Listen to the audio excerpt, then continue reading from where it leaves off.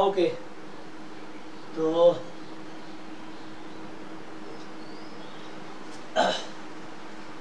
जो लोग पहले से कंटिन्यू कर रहे हैं उनके लिए मैं बता देता हूँ, और जो नए हैं उनके लिए भी।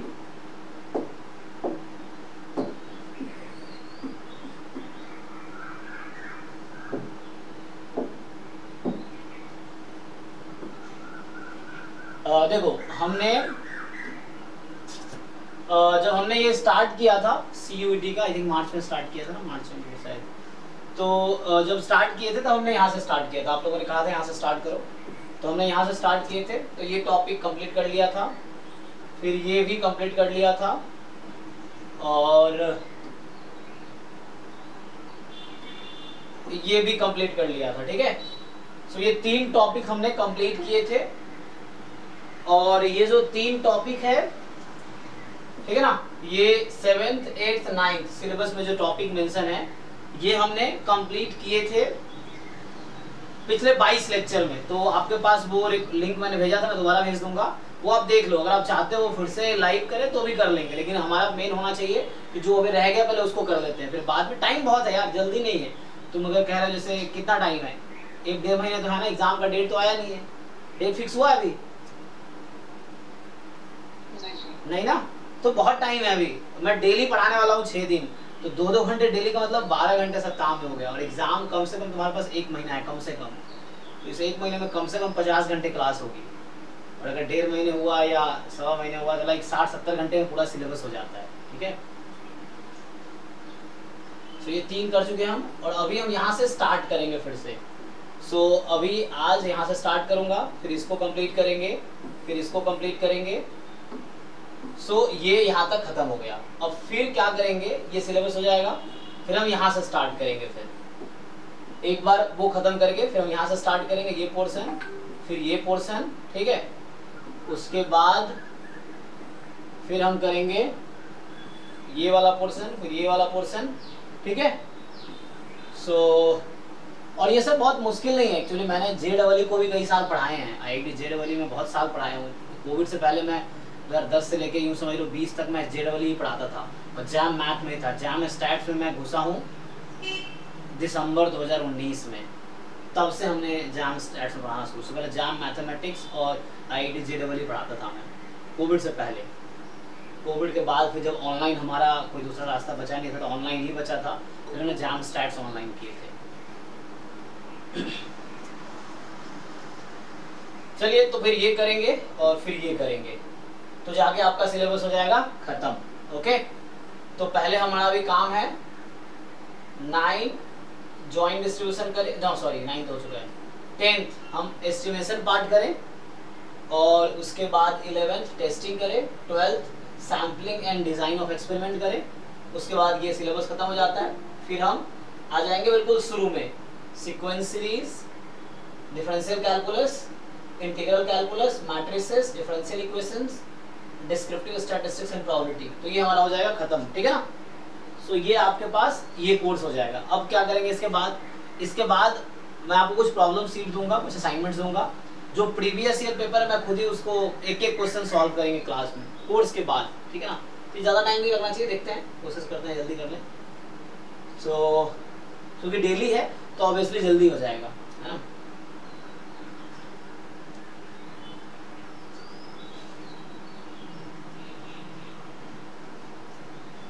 ठीक है, तो शुरू करें यहाँ से एस्टिमेशन से। पहले ये कर लेते हैं ना, ये 3 टॉपिक कर लेते हैं, एस्टिमेशन, टेस्टिंग एंड सैम्पलिंग, ठीक।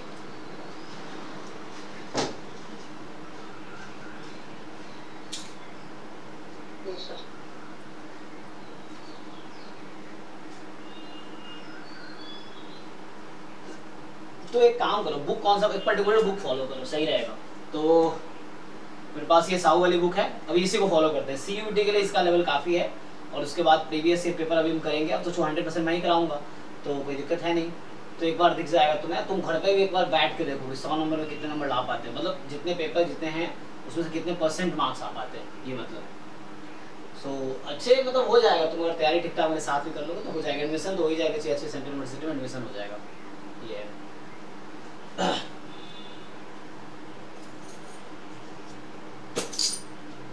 चलो तो यहाँ से स्टार्ट कर लेते हैं। तो अभी तत्काल मैं वहीं से कंटिन्यू करता हूँ जहां मैंने छोड़ा था, ठीक है। तो इसको मैं लेक्चर 23 लेके ही चलता हूँ, ठीक है। और ये एस्टिमेशन तत्काल यहीं से कंटिन्यू करता हूँ मैं।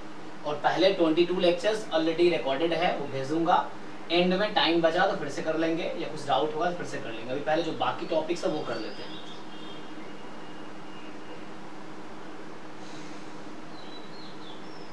ओके, बोर्ड विजिबल होना चाहिए, मैं नहीं हूँ कोई दिक्कत नहीं है, बोर्ड विजिबल होना चाहिए। तो अब नेक्स्ट क्लास से हो जाएगा, आज लाइट या कल हो जाएगा सेटअप। चलो तो अगर मैं साहू वाली बुक, प्रसन्ना साहू की बुक है ना तुम्हारे पास, डाउनलोड करना गूगल से, इसी को फॉलो करते हैं। इसमें क्या करना है तुम्हें, एक एक एग्जाम्पल, एक एक साइज के क्वेश्चन करने हैं, उसके बाद प्रीवियस ईयर पेपर देखने हैं। अब यही करते हैं, एक बार खत्म कर लेते हैं इसके थ्रू ही। हर बुक अपने आप में परफेक्ट है, क्वेश्चन का लेवल का डिफरेंस है, बाकी चीजें वही है। तो इसमें तुम देखोगे एस्टिमेशन कहाँ से स्टार्ट किया इसने,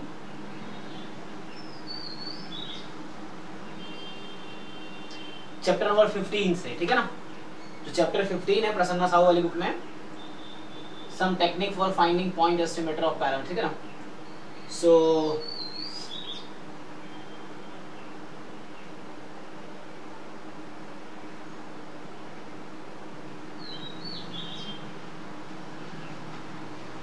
चलो 15 से स्टार्ट कर देता हूँ, अभी तत्काल तो यही करता हूँ।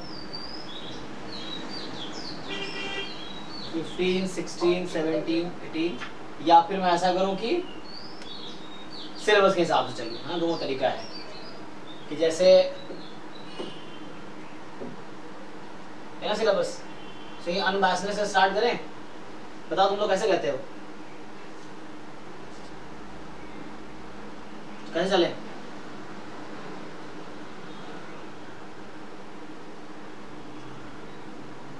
कुछ तो बताओ, कुछ तुम्हारा भी होगा ना। सिलेबस के हिसाब से चल लेते हैं।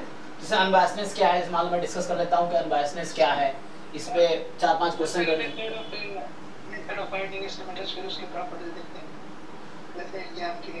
हाँ वही ठीक है। सो बस सिलेबस के हिसाब से ही unbiasedness, consistency, efficiency, method, moments, 1 by 1 देखते हैं क्या होता है। फिर इस पे कुछ क्वेश्चंस करेंगे, फिर प्रीवियस से पेपर वाले इस तरह से कर लेंगे। एंड में वही कराने वाला हूँ, अभी देखते हैं जितना जल्दी खत्म हो जाए, फिर एंड में एक बार जो प्रीवियस से पेपर है वही करेंगे। चलो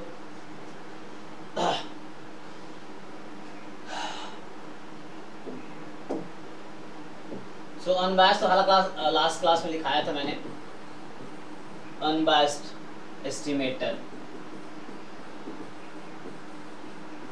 यहीं से स्टार्ट कर लेते हैं सीधा। So I hope you know meaning of estimator and all. Estimator क्या है, स्टैटिस्टिक्स होता है जिसको यूज करते हैं किसी अननोन पैरामीटर को एस्टिमेट करने के लिए। और स्टैटिस्टिक्स क्या होता है, तो स्टैटिस्टिक्स एक फंक्शन है रैंडम सैंपल का।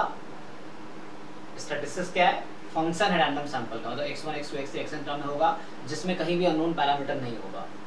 अब ये रैंडम सैंपल क्या होता है, तो random sample IID random variables जो उनका कलेक्शन समझ लो कि n different IID random variables हैं। तो उसका अगर एक ही पॉपुलेशन से आ रहे हैं तो IID है तो ऑब्वियसली आइडेंटिकली डिस्ट्रीब्यूटेड है, तो सबका डिस्ट्रीब्यूशन सेम है, इंडिपेंडेंट भी है, तो उसका जो कलेक्शन या ग्रुप है उसको बोलते हैं रैंडम सैंपल। सो अब इसका डिफाइन करता हूँ अनबायस्डनेस को। सो मान लो कोई ऐसा है कि लेट t का मीनिंग एक्चुअली ऐसा होगा। अगर आप सिर्फ t लिख रहे हो लेकिन इसका मीनिंग ऐसा है, मीनिंग ऐसा है, इसका मतलब क्या हुआ कि t जो है फंक्शन है x1 x2 xn का, इसमें कहीं भी थीटा नहीं होगा, जैसे x बार जानते हो आप लोग, है उस तरीके से। सो t कोई मान लो t is let t be a statistics, मान लो ऐसा सिंपल बोल देता हूँ, स्टैटिस्टिक्स है। तो स्टैटिस्टिक्स बताया मैंने क्या होगा, स्टैटिस्टिक्स का मतलब function of random sample which does not contain unknown parameter. तो मैं बोलता हूँ कि ये जो एस्टिमेटर है, तो स्टैटिस्टिक्स क्या होगा, एस्टिमेटर स्टैटिस्टिक्स ही है, ठीक है ना। सो estimator T is called unbiased estimator, unbiased estimator of unknown parameter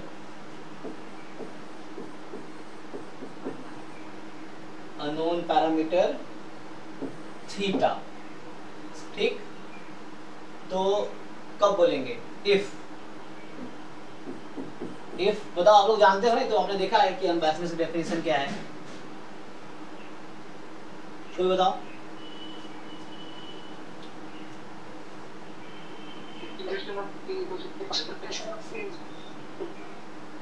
हाँ सही बात।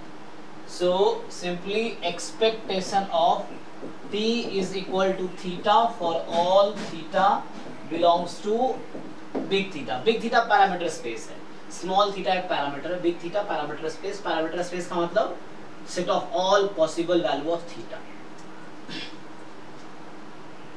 ओके, ये तो हो गया डेफिनेशन। जैसे सिंपल एग्जांपल जैसे हम लोग लेते हैं, मैं सिंपल एक एग्जांपल देता हूँ कि let x1, x2 up to xn be a random sample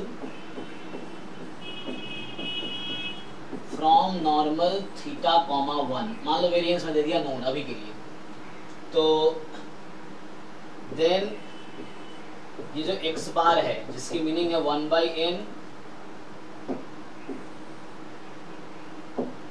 1/n summation xi, this is unbiased estimator of theta because अगर आप एक्सपेक्टेशन निकालो x बार का, ठीक, अगर आप एक्सपेक्टेशन निकालो x बार का क्या होगा, तो एक्सपेक्टेशन x बार का मतलब तो पता ही है आप लोगों को कि summation xi from 1 to n। तो यहाँ से क्या होगा, इसको खोलो आप, तो इक्वल टू 1/n बाहर एक्सपेक्टेशन ऑफ समेशन xi, ठीक, और यहाँ से हो जाएगा 1/n, तो ये हो जाएगा summation expectation of xi and ये हो जाएगा 1/n। अब चूंकि expectation of each xi theta है, यहाँ मैंने दिया हुआ है आपको कि ईच xi का जो डिस्ट्रीब्यूशन है नॉर्मल थीटा 1 है। इससे क्या मतलब हुआ कि मीन थीटा वेरिएंस 1, तो मीन थीटा है तो ई xi थीटा है, तो ये हो जाएगा n टाइम थीटा, तो फाइनली थीटा आ गया। मतलब सिंपली मैंने प्रूफ कर दिया, और ये बहुत इजी है कि मैंने ये दिखा दिया। तो इसका मतलब ये कहना चाह रहा हूँ कि ये क्या हो गया कि हमने दिखाया कि ये अनबायस्ड है।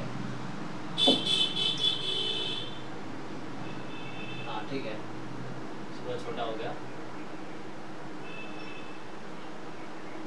ठीक है ना, बता दो ये अनबायस्ड है। ये कहने का मतलब है कि ये अनबायस्ड दिखा दिया मैंने।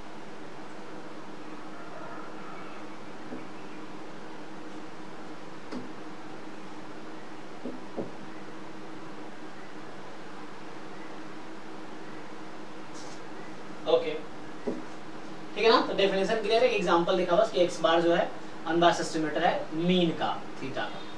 सिमिलरली एक कंफ्यूजन रहता है, लास्ट क्लास में डिस्कस किया था हमने कि सेम क्वेश्चन सेम एग्जांपल दूसरा मैं लूँ अगर कि let x1, x2, xn be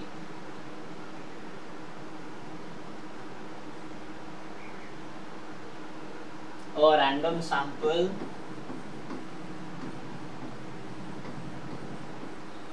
from so xn be a random sample from मान लो नॉर्मल मैं ऐसे लिखता हूँ म्यू सिग्मा स्क्वायर, ठीक, where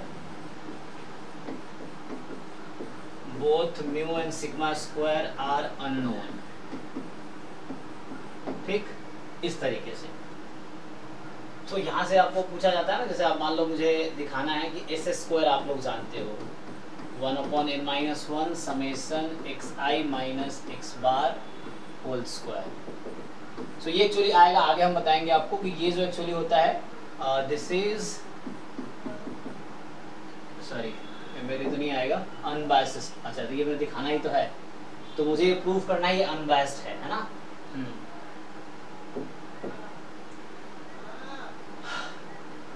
so this is unbiased estimator of sigma square because, अब ऐसा क्यों है, तो सिंपली मैं ई ऑफ एस स्क्वायर निकालूंगा। अब इसके कई सारे तरीके हैं। एक तरीके लास्ट क्लास जो लोग अटेंड किए होंगे तो उनको दो तरीके से मैंने करके दिखाए थे, दो तरीके से, एक तो फॉर्मूले से और एक बिना फॉर्मूले से। फॉर्मूला कौन सा कि वो था n-1 s square upon sigma square का डिस्ट्रीब्यूशन क्या होता है काई स्क्वायर n-1, तो वो फॉलो कर लें हम, या नहीं तो मैं इसको खोलूँ पूरा मैं ओपन करके, तो कैसे भी करो आंसर वही आएगा।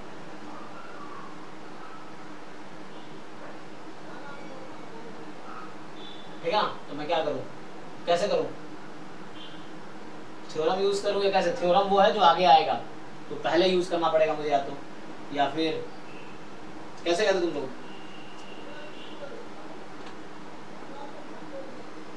ओपन करके दिखाऊं पूरा?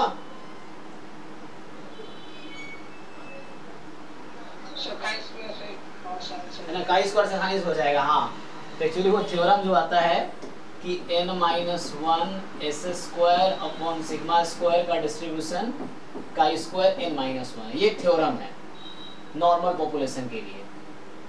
सो ये एक थ्योरम है।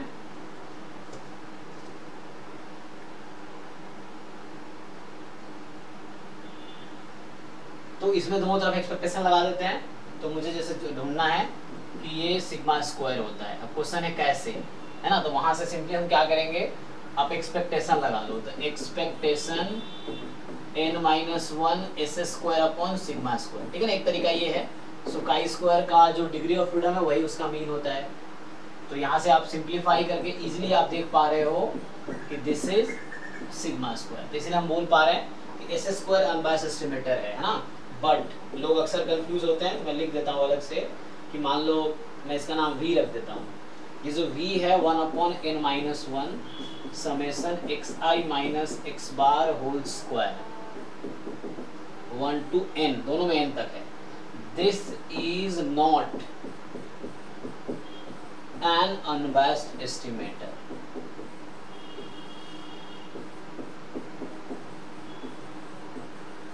ठीक, तो ये ध्यान रखना है कि लाइक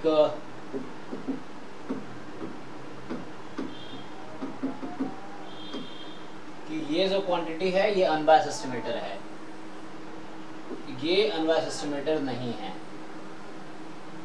ठीक, सिग्मा स्क्वायर के लिए, और एक्स बार जो है मीन का है। देख सकते हो, कोई डाउट है तो पूछ सकते हो। तो तुम्हें बस मैंने डेफिनेशन लिखा है और बताया कि एक्स बार मीन का अनबायस्ड एस्टिमेटर है, और जो एस स्क्वायर है वेरिएंस का, उसके लिए मैंने वो रिजल्ट यूज किया है। बिना रिजल्ट के भी हो जाएगा।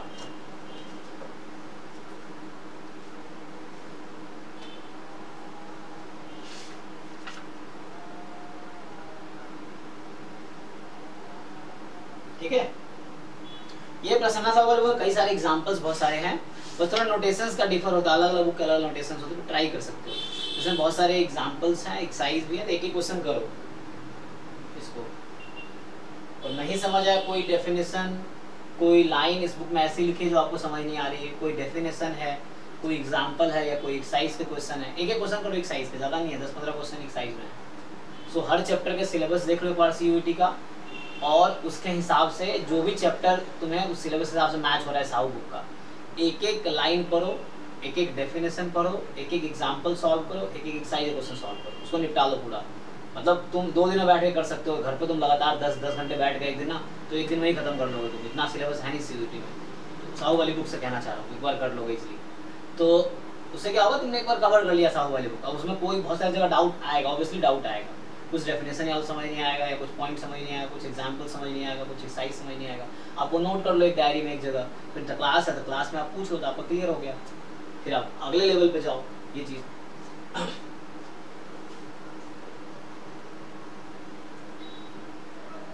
आगे बढ़ते हैं, चलो कुछ क्वेश्चंस ट्राई करके देखो। तो अनबायस्ड एस्टिमेटर में कुछ क्वेश्चंस करते हैं, देखो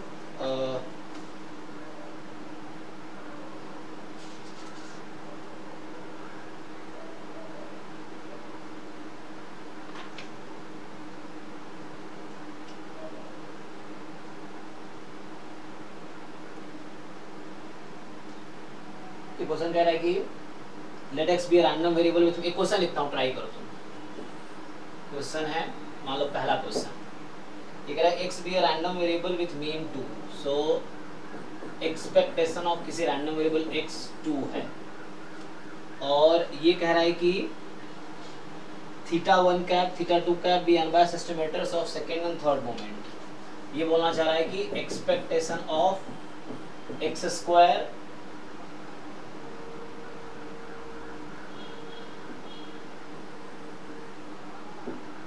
क्या कहना चाह रहा है कि T1 T2 लेता हूँ, T1 T2 पे unbiased estimator of second and third moment. तो T1 T2 कोई T1 एक एस्टिमेटर है जो अनबायस्ड एस्टिमेटर है सेकेंड मोमेंट का, और T2 एक दूसरा एस्टिमेटर है।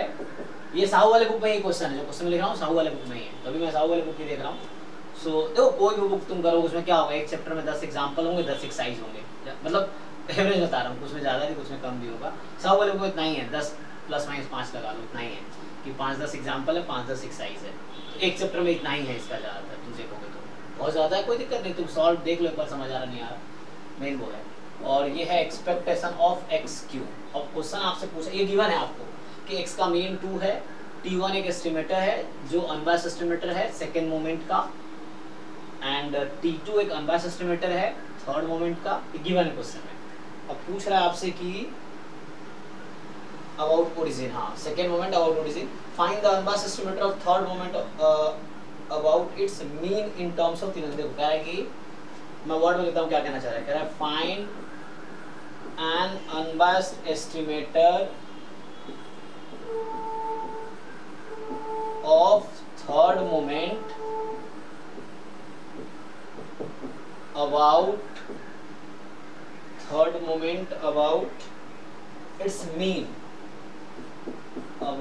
its mean in terms of T1 and T2। ये आपका क्वेश्चन हो गया। अब इसके ऑप्शंस लिख देता हूँ कुछ, आप पहले ट्राई करके देखो क्वेश्चन समझ आ रहा है यहाँ। सो पहला ऑप्शन मान लो है, पहले खुद करके बताओ, तुम लोग ट्राई करो, क्वेश्चन समझ आ रहा है यार भाई, देखो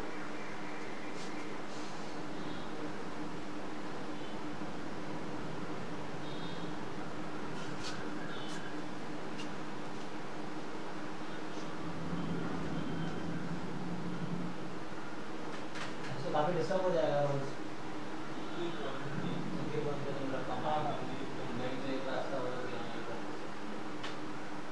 मैनेज कर लो ठीक है। हाँ भाई कौन सा वो, हाँ उधर भी करना पड़ेगा, कम जाएगा ये भी क्या तो टेबल पे बैठ के पढ़ लो, वहाँ पे हवा चलता है। हाँ सही तो सब बंद है वहाँ पे, लास्ट सब खुला हुआ है। हाँ तो ये अगर ये बंद कर देंगे बंद तो आवाज जाएगा ही नहीं, उधर से जाएगा ही नहीं, दीवार के बाहर में जाएगा।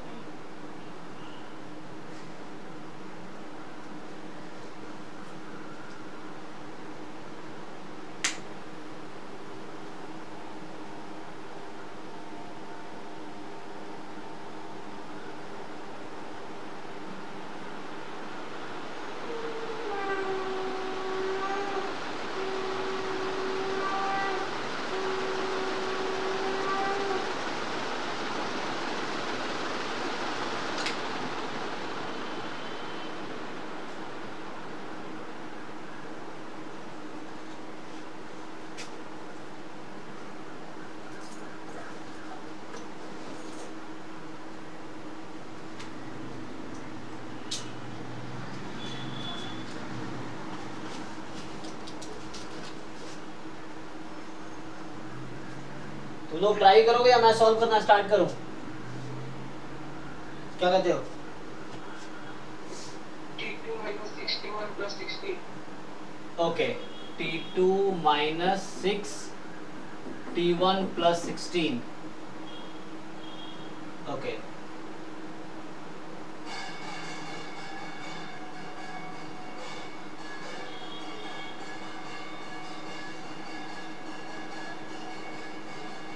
सब यही आ रहा है, देख लो सिंपल है। तो वो रिलेशनशिप है हमारे पास सेंट्रल मोमेंट का इनके साथ, उस तीन मोमेंट के साथ उसका। देखो आपको क्या बोल रहा है कि find the unbiased estimator of third moment about it's mean in terms of T1 T2। तो find the estimator of third moment about it's mean. So like for example अगर मैं बोलूँ कि मुझे चाहिए, अच्छा वो रिलेशन आपको बनाने पड़ेंगे, वो इन्फॉर्मेशन गिवन है उसको यूज़ करके। तो जैसे चलो अगर मैं ये कलर यूज़ करूँ,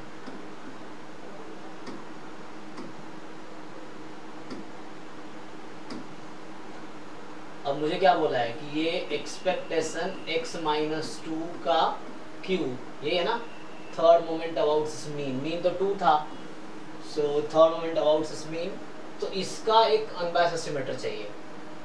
सो फॉर एग्जांपल यहाँ पे अगर मान लो T4 ले लिया, क्या T1 T3 ले लिया, मुझे T3 फाइंड करना है।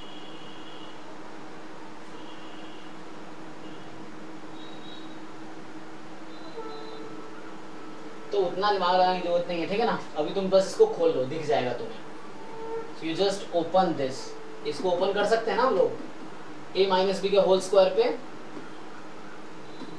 a square plus sorry a minus b whole cube पे, नॉट स्क्वायर पे, क्यूब है ना, तो a minus b whole cube, तो होल क्यूब लगाएंगे तो क्या होगा a cube minus b cube minus 3a square b, 3a square b, तो चलो यहाँ 6 कर देता हूँ, plus 3ab square 12x 3ab square, check करना भाई, ठीक है। तो यहाँ से क्या आ गया, e of x cube minus 8, ये कैलकुलेशन ठीक है ना, minus 6ex square plus 12ex, ठीक, देख लो।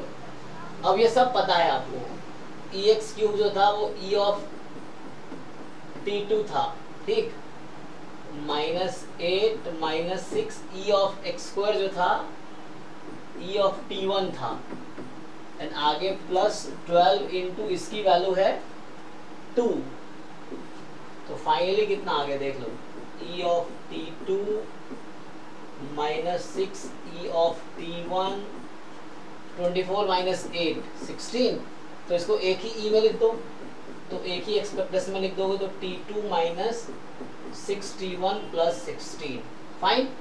तो ये एक ऐसा तुम्हें एस्टिमेटर मिला जिसका मीन लेने पे ये क्वांटिटी आ रही है, तो जो इन्होंने आंसर बताया वो करेक्ट है, ठीक है।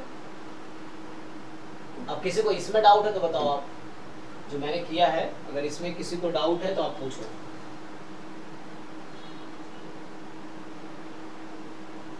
देख लो क्लियर है सॉल्यूशन।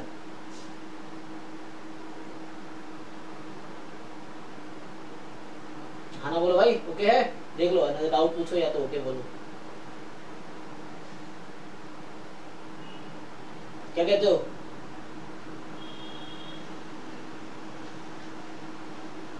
भाई कुछ बोले रहा कोई, नेटवर्क प्रॉब्लम हो रही है ना, ओके चलो आगे।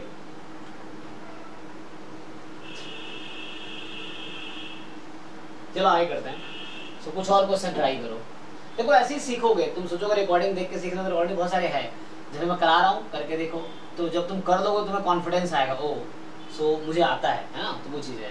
तो कॉन्फिडेंट कब फील करोगे जब कोई क्वेश्चन तुम खुद से कर लोगे, तो इस तरह से है, तो प्रैक्टिस कर करके फिर आएगा। नेक्स्ट क्वेश्चन देखो, जैसे है ये कह रहा है कि let x1 x2 x5 be a random sample of size 5 from, देखो करता हूँ मैं,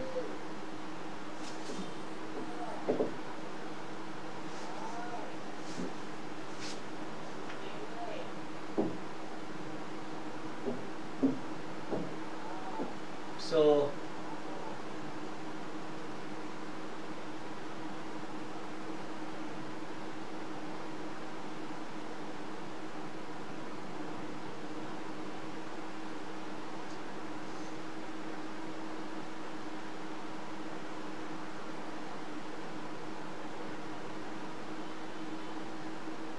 देखो ये सिंपल कहना चाह रहा है कि let x1 x2 x3 x4 x5 this is a random sample from uniform 0 theta and बोल रहा है कि if k time fifth order statistics this is unbiased estimator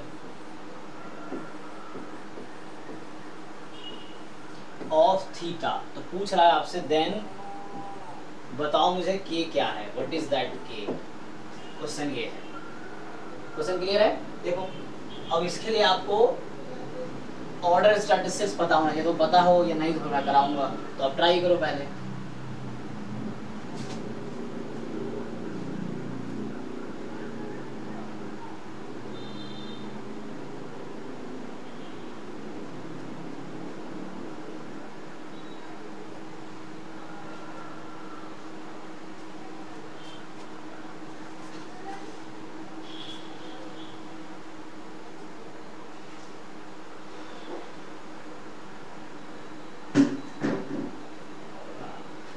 नहीं होता यहाँ पे, ऐसा वो नहीं है, कहाँ से आएगा, डिपार्टमेंट में है।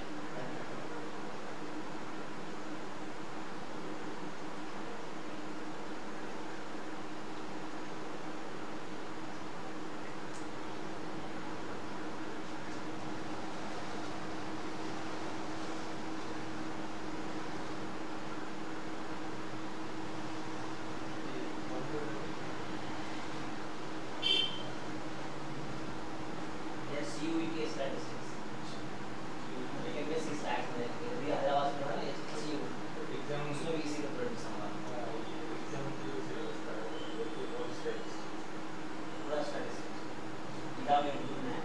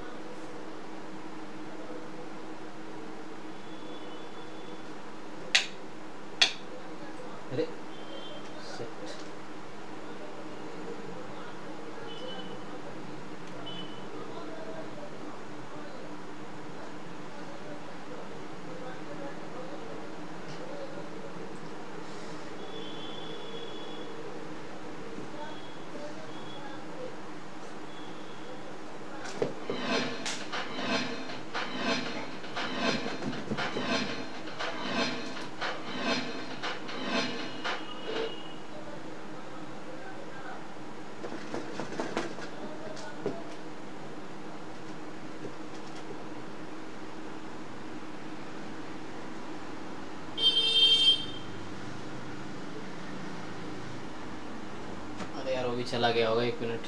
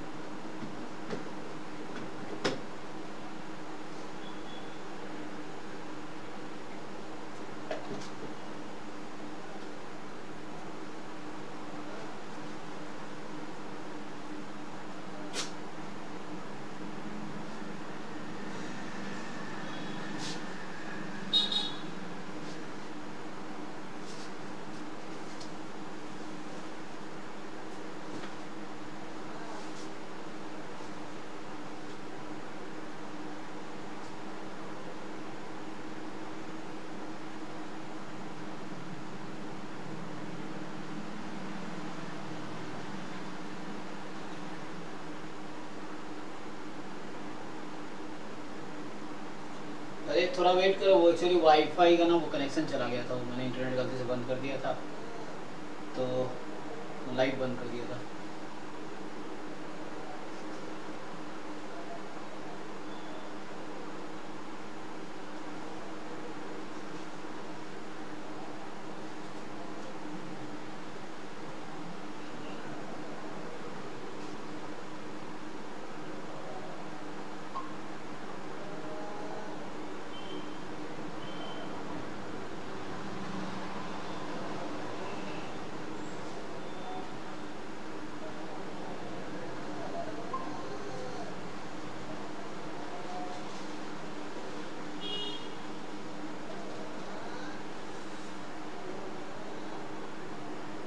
एक मिनट, वो इंटरनेट चला गया था, रुक जाओ। तो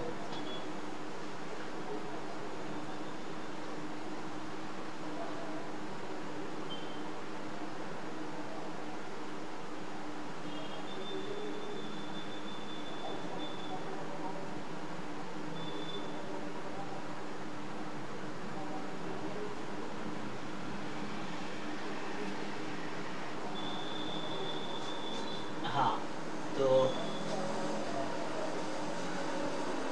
एक क्वेश्चन हुआ क्या आप लोगों से, किसी ने किया ट्राई?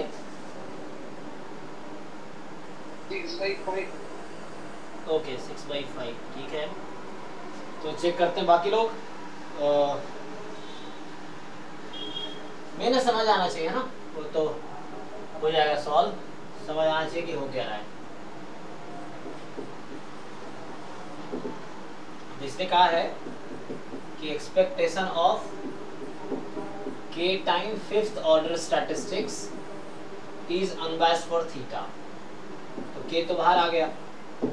अब expectation of fifth order statistics is equal to theta. अब मुझे पहले एक्सपेक्टेशन निकालना पड़ेगा, तो एक्सपेक्टेशन के लिए मीन पता हो मुझे, तो हमें तो nth ऑर्डर स्टैटिस्टिक्स का पता है ना ऑलरेडी, पीडीएफ।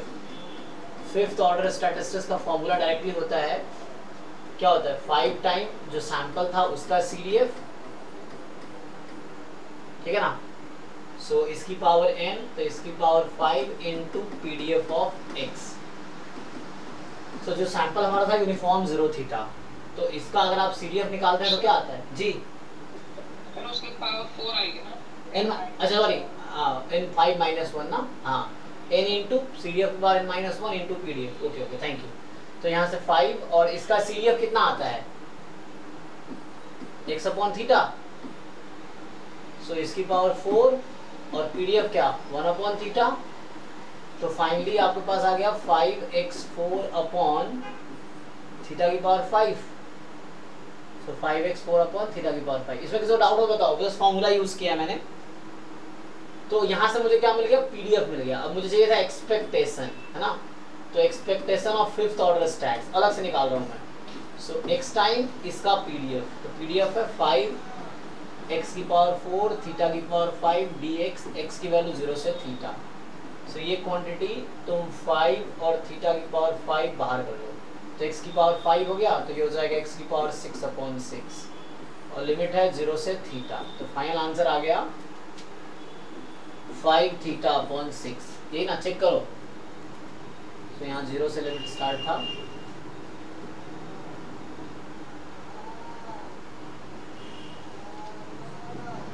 सो फाइनल क्या आ गया, तो ये हमारे पास। अब इसको यूज करो।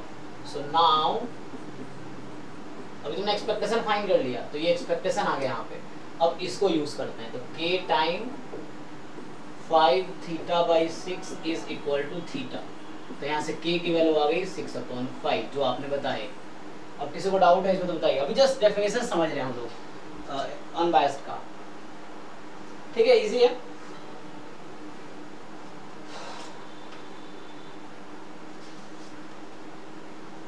ये बहुत सारे एग्जांपल्स हैं, आप ट्राई कर सकते हो।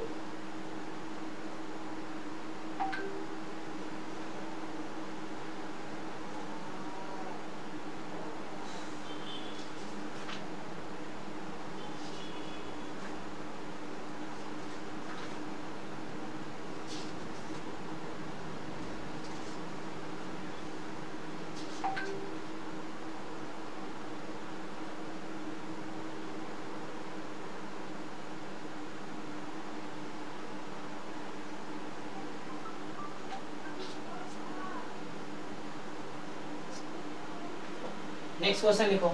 तो अगर ये हो गया, सो नेक्स्ट क्वेश्चन है कि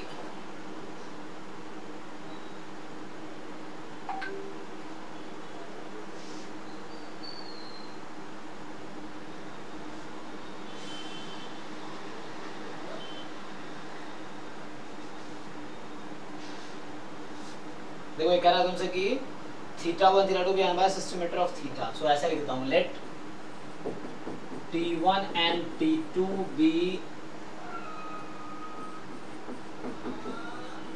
unbiased एस्टिमेटर्स ऑफ थीटा, ठीक है। T1 T2 क्या है, दोनों अनबायस्ड एस्टिमेटर्स है थीटा का, और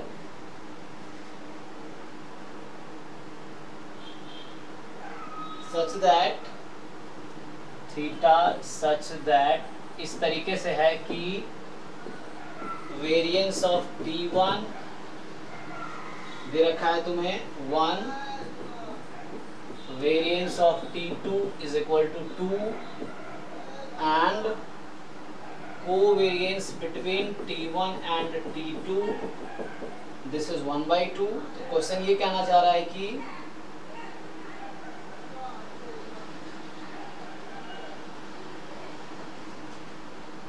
ठीक, अब आपसे पूछना चाह रहा है ये कि ये आपसे क्या पूछना चाह रहा है, इफ ऐसा ले लो, मान लो a time T1 plus b time T2 is unbiased estimator of theta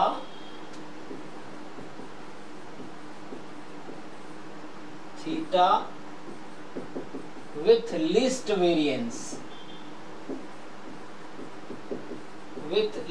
variance among all unbiased estimators,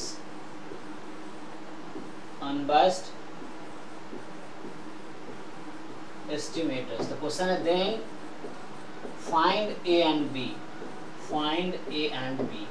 आपको बताना है कि ab की वैल्यू क्या है, क्वेश्चन समझ लो।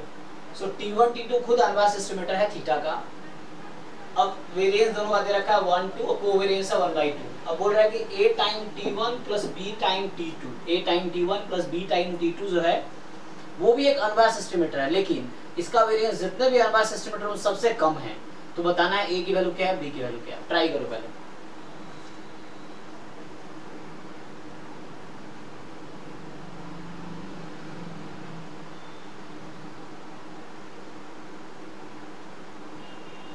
तो 2 मिनट का टाइम लो, क्विकली बताओ, और नहीं हो रहा है फिर मैं करता हूँ। देखो सीखोगे ऐसे ही, जब तक पेन नहीं चलाओगे सीखोगे नहीं, देख के नहीं आएगा कोई भी चीजें, लिखने से आएगा, करने से आएगा।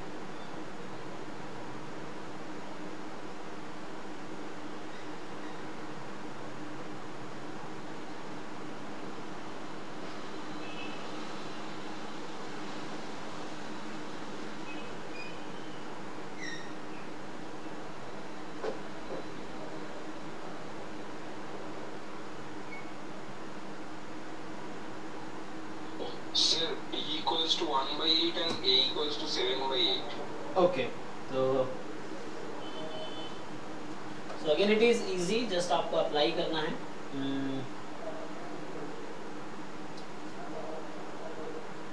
हालांकि क्वेश्चन और भी टॉपिक है, मान बात से रिलेट कर दिया, तो डायरेक्टली हम लोग कर सकते हैं जैसे इन्होंने बोला है उस तरीके से। सो यहाँ से हमें क्या करना है कि सबसे पहले तो expectation of a time t1 plus b time t2, ये मुझे दे रखा है थीटा है। सो a time expectation of t1 जो कि थीटा हो जाएगा, b time expectation of t2 theta हो जाएगा, और ये भी इक्वल है थीटा के। तो यहाँ से एक इक्वेशन आ गई a plus b equal to 1, ये फर्स्ट इक्वेशन आ गई। अब दूसरा है कि variance of a time t1 plus b time t2, ये मिनिमम है, इसको मिनिमाइज करना है, तो पहले इसकी वैल्यू निकाल देते हैं। यह जाएगा a square variance of t1 plus b square variance of t2 plus AB covariance of t1 comma t2 2 time, है ना, t1 t2 बाद में फिर t2 t1 डबल हो गया। सो ये आ गया तुम्हारे पास a स्क्वायर, और ये दे रखा है 1, ये हो गया 2b स्क्वायर, और हो गया हाफ, तो ab, ठीक है, a square plus 2b square plus ab, ये 2 वेरिएबल फंक्शन है एंड दिस इज मिनिमम। ये मिनिमाइज करना आपको, देखो इस फंक्शन को मिनिमाइज करना है, बट एक कंडीशन पहले मुझे पता है यहाँ पे, तो मुझे this need to be minimise, तो मैं इधर लिखता हूँ, देखो। सो यहाँ पे है a square plus 2b square plus ab। अब मुझे पता था a प्लस b 1 है ना, तो मैं ऐसा करता हूँ b की जगह रख देता हूँ a स्क्वायर 2 टाइम b की जगह रख दो 1 minus a into 1 minus a। सो मुझे यहाँ से ऑलरेडी पता है कि a प्लस बी 1 है, पता है ना कि a प्लस बी 1 है, तो मैंने क्या किया, a प्लस बी को 1 रख दिया, तो मतलब b की जगह 1 माइनस a रख दिया एक्चुअली। सो b की जगह 1 माइनस a रख दिया, तो यहाँ से आ गया दिस क्वांटिटी। इसको कुछ नाम दे दो, मान लो फंक्शन g है इन टर्म्स ऑफ a। अब मुझे इस फंक्शन को मिनिमाइज करना है, ठीक है ना, इस फंक्शन को क्या करना, मिनिमाइज। तो आपको पता है कैलकुलस में कैसे मिनिमाइज करते हैं फंक्शन को, सेम तरीके से करना है। यू जस्ट मिनिमाइज इट, तो पहले थोड़ा और सिंप्लीफाई करना चाहो तो कर लो।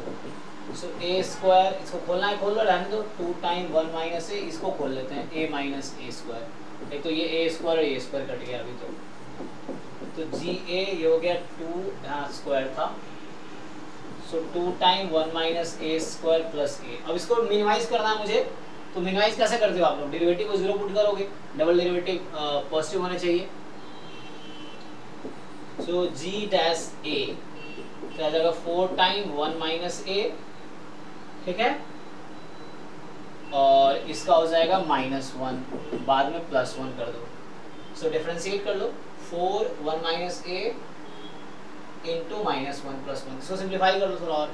सो यहाँ से आ गया 4 minus 4 time this, just simplify, -1 into 4 -4 time, so -4 + 4a +1, तो फाइनल आया 4a - 3 and this note 0 put करोगे तो a की वैल्यू 3/4 आ रही है। आपने कुछ और ये बताया था क्या,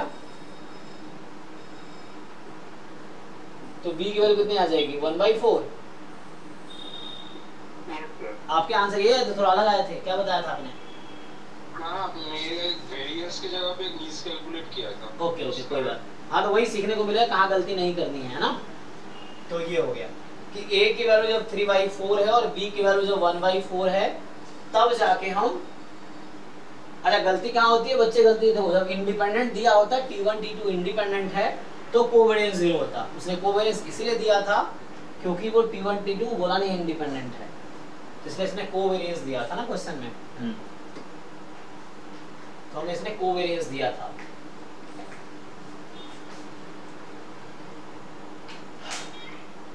ओके, थोड़े आगे बढ़ते हैं, तो इस तरह क्वेश्चन आप ट्राई कर सकते हो। अब देखो अगर डाउट किसी को हो तो पूछो आप।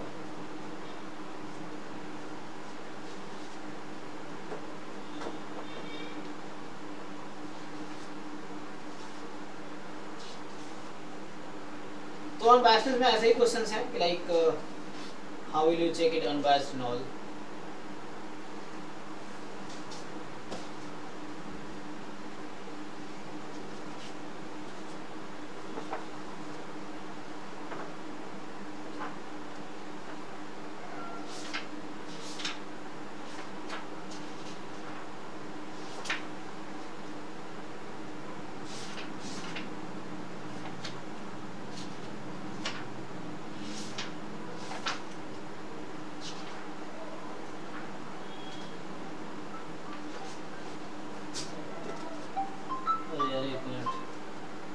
हाँ हेलो, हाँ जी सर,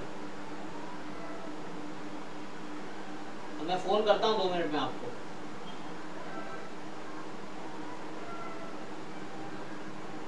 जी जी जी, ट्यूबलाइट लगाने हैं 2-3। हाँ तो ट्यूबलाइट लेके ही आना, खरीद के लाना उधर से, ठीक है? मैं पे कर दूंगा आपको। नहीं नहीं, आप लेके आओ ट्यूबलाइट साथ में, मैं पैसे पे कर दूंगा। जी जी जी, 2-3 ले आओ, जो अच्छा वाला होगा वही ले आओ।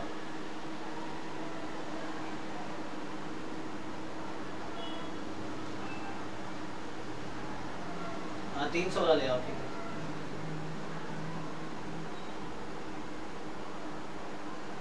हाँ जितना अच्छा लाइट उतना अच्छा है।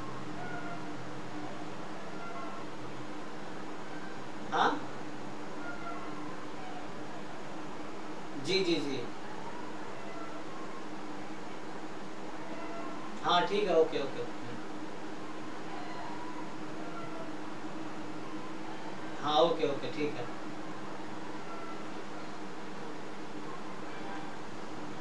हाँ वो लाइट के लिए फ़ोन था। हाँ तो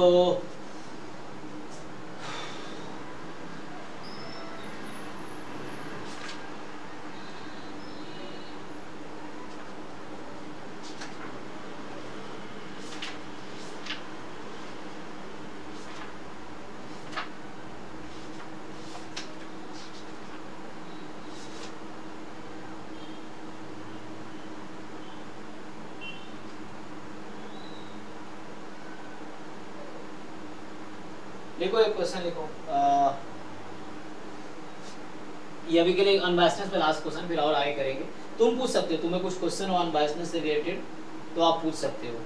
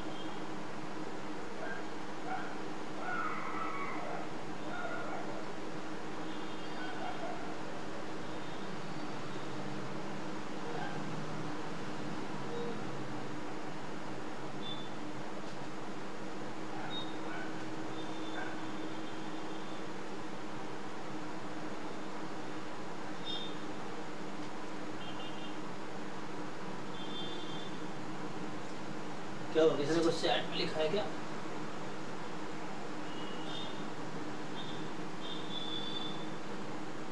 ओके, हाँ मैं गॉट, समझ आ गया। चलो तो आगे थोड़ा करते हैं। ये क्वेश्चंस कुछ देख रहा था मैं कि बुक में कैसे हैं। You can try different books हैं, उसमें देख सकते हो, कुछ समझ ना आए तो पूछो।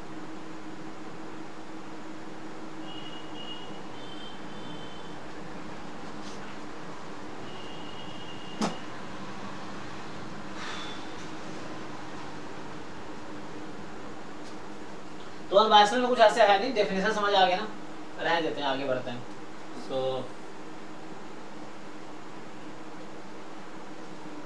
जैसे मान लो एक क्वेश्चन है, अगर मैं लिख दूं, चलो जैसे मान लो 2 बोल देता हूँ कि let x1 x2 xn B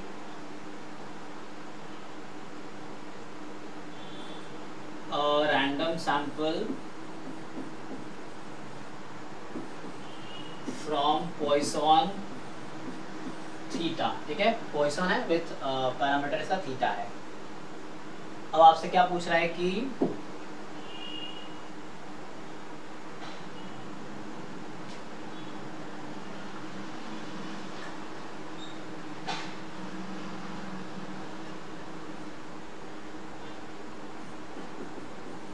find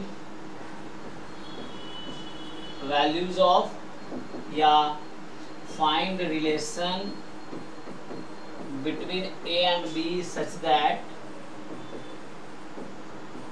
ax bar plus bs square is unbiased estimator of theta। अब ये क्वेश्चन जैसे ने दे दिया, तो x बार वही है सैंपल मीन, s स्क्वायर वही है सैंपल वेरिएंस। तो आपको बोल रहा हूँ पॉइसन थीटा से हमने सैंपल लिया। अब ax bar plus bs square unbiased estimator है थीटा का। तुम्हें बताना है कि ए बी पे क्या रेस्ट्रिक्शन है, क्या कंडीशन है, क्या रिलेशन है ए बी के बीच में। क्या कह सकते हो तुम ए और बी के बारे में? मान लो 4 ऑप्शन बनाया जा सकता है कि ए बी कोई भी रियल नंबर हो सकता है, या a प्लस बी 2 होना चाहिए, a माइनस बी 1 होना चाहिए, इस तरह से कुछ रेस्ट्रिक्शन आएगा। तो क्या रेस्ट्रिक्शन है, क्या कंडीशन है, क्या रिलेशन है ए बी के बीच में, वो निकालना है आपको।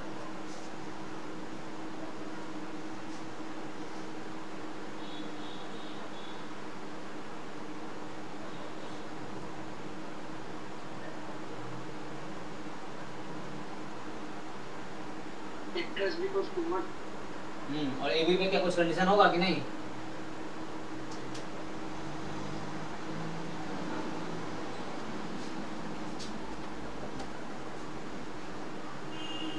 a plus b 1, yes,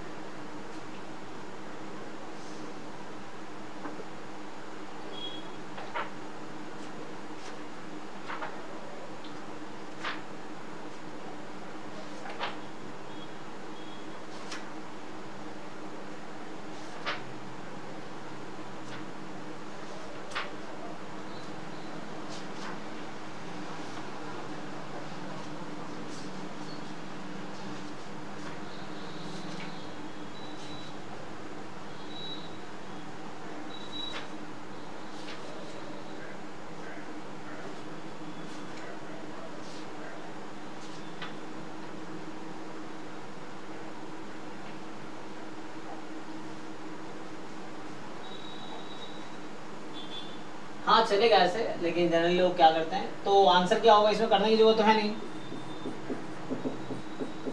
कि expectation of a x bar plus b s square is theta. तो यहाँ से आ जाएगा a theta plus b theta is equal to theta. So अगर थीटा नॉन जीरो है तब, है ना, तो तुम जानते हो इसमें पैरामीटर क्या होता है, मोर देन जीरो होता है। ये जो पॉइसन रैंडम वेरिएबल है उसमें पैरामीटर वैल्यू 0 से ज़्यादा होती है। सो यहाँ say that theta more than 0, तो a plus b is equal to 1। ठीक है ना, कोई दिक्कत नहीं है, यही आंसर है, a plus b is equal to 1 जो आपने कहा, सही है। चलो थोड़ा आगे बढ़ते हैं। सो सिलेबस चला गया।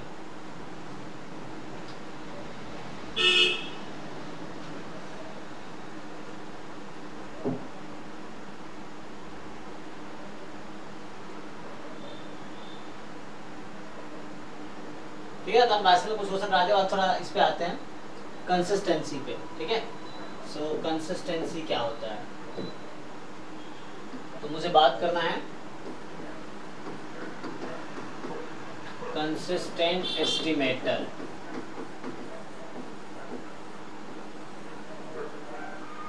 So what is meaning of consistent estimator, है ना, क्वेश्चन ये है कि what is meaning of consistent estimator. So how how do define, मान लो मैं ऐसा लेता हूँ कि लेट t है, सो t is a function of x1 x2 xn, ठीक है, t is a function of x1 x2 xn, be a statistics या estimator, just statistics, so estimator t is called consistent estimator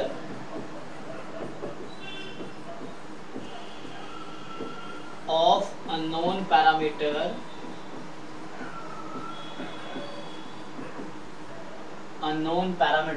theta if, so बताइए आप लोग क्या जानते हैं, what is the definition of consistent estimator, आप क्या जानते हैं?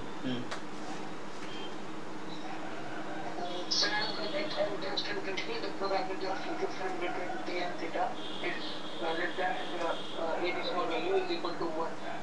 Yes. मतलब जो big Laplace number by उससे रिलेटेड कुछ. Yes, yes, yes. उसको आप बोलते हैं convergence in probability. Yes.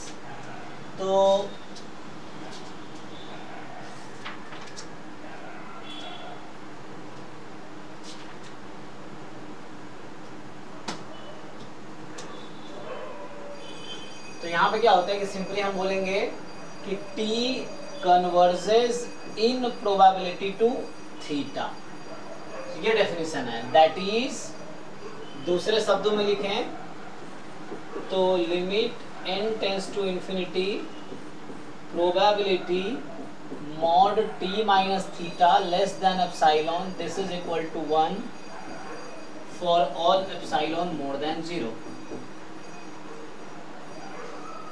या इसी को आप ऐसे लिख सकते हो, limit n tends to infinity probability mod t minus theta more than epsilon, this is equal to 0 for all epsilon more than 0, ठीक है, तीनों सेम बात है, ये लिखना ये लिखना ये लिखना एक ही चीज है, और इसी को हम बोलते हैं कंसिस्टेंट एस्टिमेटर। अगर ऐसा हो रहा है तो हम बोलेंगे t कंसिस्टेंट एस्टिमेटर है थीटा का, तो t जो है कंसिस्टेंट एस्टिमेटर होगा थीटा का। तो ये तो डेफिनेशन हो गया, ठीक, देख लो एक बार डेफिनेशन समझ ना आए तो पूछो।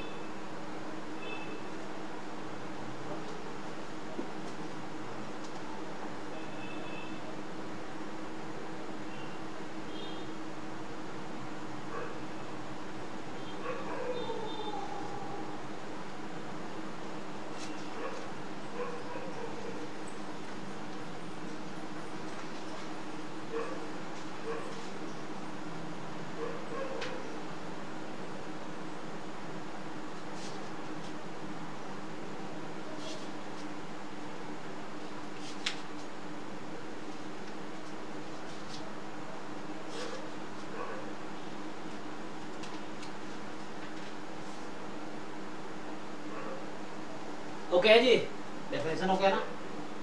तो देखो एक दो क्वेश्चंस करके दिखाता हूँ।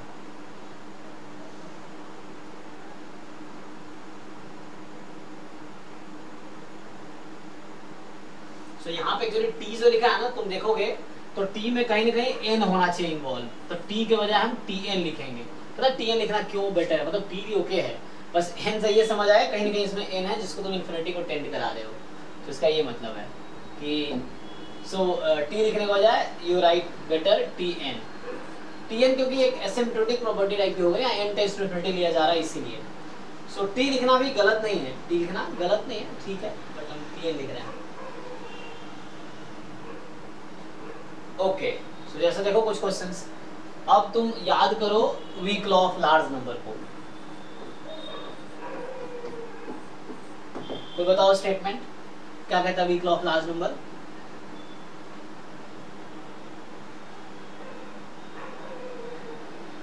क्या कहता है? Sample quantities population probability to its corresponding population. हाँ, सो लाइक इसमें ये है कि जैसे लेट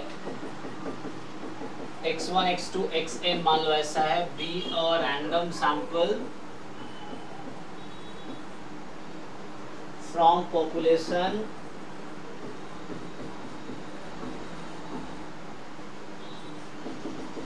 विथ, मान लो पीडीएफ मान लेता हूं मैं, fx ऑफ x, कोई x है जिसके इक्विवेलेंट है, और ये फाइनाइट वेरिएंस और फाइनाइट मीन भी होता है, with mean mu and finite variance sigma square, इस तरह से। हाँ, ये कहता है क्वांटिटी, देन ये कहता है कि 1/n summation xi converges in probability to ex, ठीक है ना। अब अगर उस सैंपल में जो पॉपुलेशन में कहीं ना कहीं थीटा अगर है, मान लो मैं लिखा हूँ अगर उसमें पॉपुलेशन इन्वॉल्व है, तो ये अगर थीटा के टर्म में कुछ आता है तो उस केस में हम ये बोलेंगे कि ये जो क्वांटिटी है this is consistent estimator of this. जैसे फॉर एग्जांपल है ना, ये हो गया, या यहाँ पे 1/n समेशन ऑल्सो, इसी का एक्सटेंशन है कि xi की power r, i from 1 to n, xi की power r converges in probability to e of x की पावर r, इस तरीके से, ठीक है ना। तो इसका क्या मतलब, जैसे मैं इसी को किसी क्वेश्चन से रिलेट करना चाहूँ, मान लो जो मैं एक क्वेश्चन लिख के दिखाता हूँ, सो हम ये बोल सकते हैं यहाँ पे कि क्वेश्चन है, मान लो लेट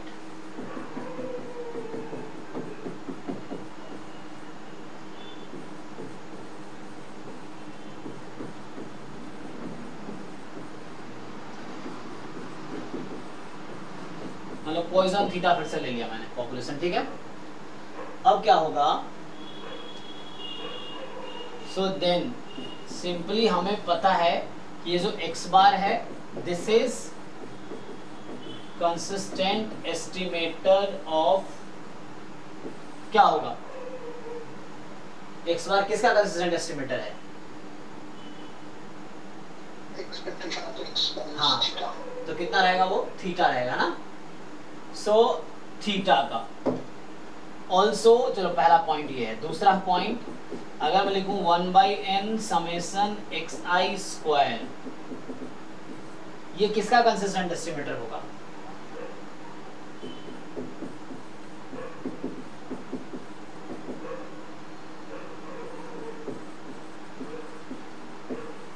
बताओ, ये किस क्वांटिटी का कंसिस्टेंट एस्टिमेटर होगा,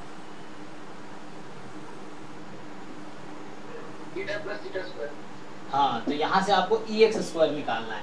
ex square is variance plus mean square, so theta plus theta square का,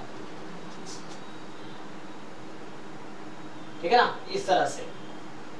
सो यहाँ आपको weak law of large number directly help कर रहा है कंसिस्टेंट एस्टिमेटर निकालने में, हमें प्रूव नहीं करना पड़ रहा कि weak law of large number कहता है कन्वर्जेंस इन प्रोबेबिलिटी, और ये कन्वर्जेंस इन प्रोबेबिलिटी ही डेफिनेशन है कंसिस्टेंट एस्टिमेटर का। कुछ और क्वेश्चंस कराता हूँ। सो एक थ्योरम है जो अक्सर आप लोग यूज भी करते होंगे, तो थ्योरम ये कहता है कि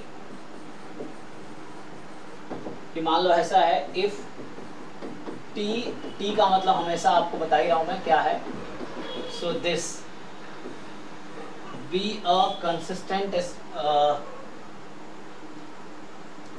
एन एस्टिमेटर ऑफ, मान लो कोई क्वांटिटी, मान लो चलो थीटा ही बोल देता हूँ, या फंक्शन ऑफ थीटा बोल सकते हो तुम।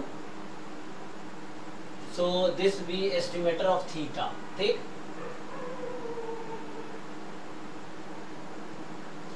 सच दैट, या थीटा की जगह तुम चाहो तो फंक्शन भी ले सकते हो, कोई दिक्कत नहीं है मुझे, मान लो जी थीटा ले लो तो भी कोई दिक्कत नहीं है।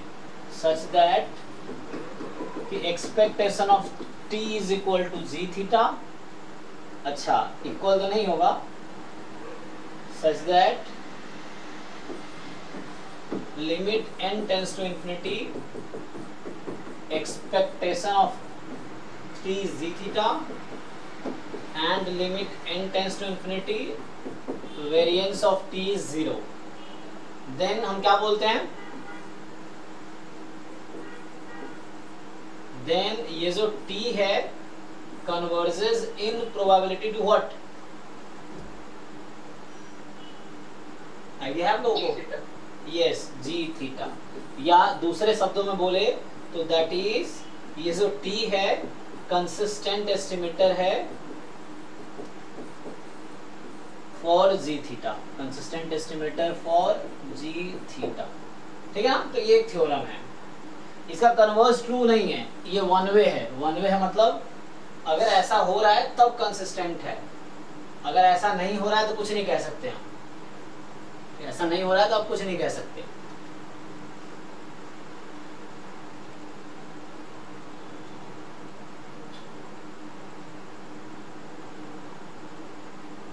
अच्छा, कुछ रिजल्ट लिखाता हूँ, देखो जैसे अगर मैं कुछ रिमार्क लिखाऊं, जैसे हमने बहुत सारे रिमार्क लिखे थे कन्वर्जेंस इन प्रोबेबिलिटी के लिए, तो उस तरीके से अगर मैं कंसिस्टेंसी का लिखाऊं, जैसे मान लो तो सिंपल अगर मैं बोलता हूं जैसे t is consistent estimator of g theta, जैसे यहाँ लिखा हुआ है, देन आपको बताइए an क्या है, एक रियल सीक्वेंस है, सो an time t plus bn is also consistent estimator of z theta, कब ऐसा कब होगा, when an converges to 1 and bn converges to 0।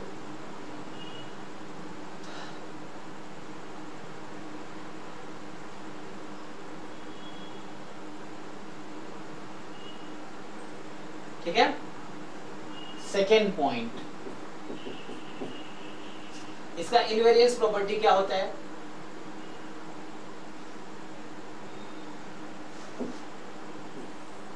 बोलो इनवेरियंस प्रॉपर्टी क्या है, कॉन्टिन्यूअस फंक्शन। सो अगर कॉन्टिन्यूअस है तो मैं अगले पेज पे लिख देता हूं कि मान लो ऐसा है,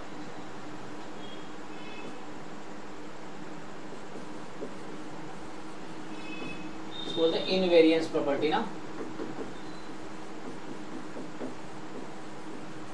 इनवेरियंस प्रॉपर्टी। सो अब क्या है इसमें, मान लो ऐसा है, let t B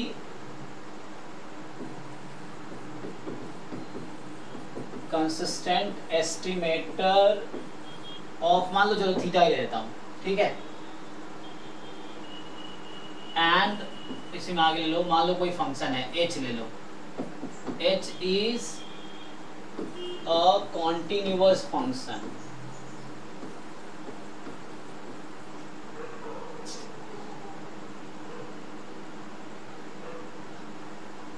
then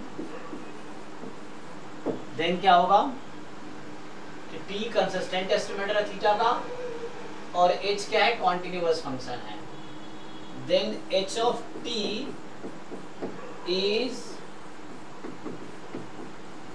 consistent estimator of, क्या होगा, h of theta,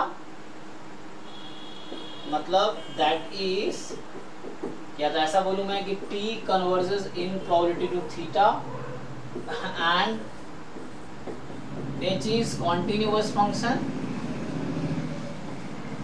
h is continuous function, then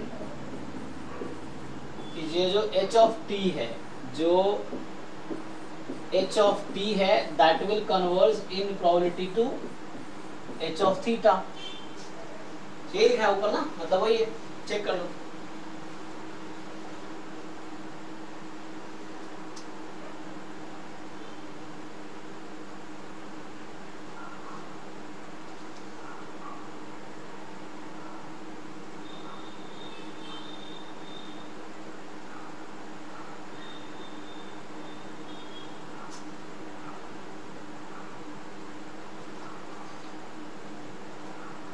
एक और रिजल्ट अगर तुम लिखोगे, तुम्हें याद है जो मीन स्क्वायर एरर है किसी एस्टिमेटर का, वो क्या होता है?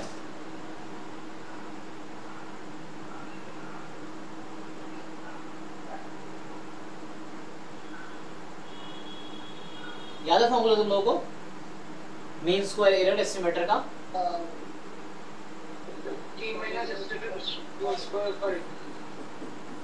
एक्सपेक्टेशन ऑफ टी, मतलब टी मैं बोल रहा हूँ, मान लो एस्टिमेटर है थीटा का, so with respect to theta बोल दो। सो ये आप जानते होंगे, ये होता है ना, ओके। और अगर मैं आपसे बोलूं इसी को आप ओपन करते हो तो क्या आता है? Variance of t plus bias of t with respect to theta का होल स्क्वायर। अब याद करो, ये फॉर्मूला है ना, है ना? अब थ्योरम ये है, हालांकि उसी दूसरा लिख रहा हूं कि मैं बोलता हूं कि let t be an estimator such that mean square error of t is equal to 0, then what can you conclude?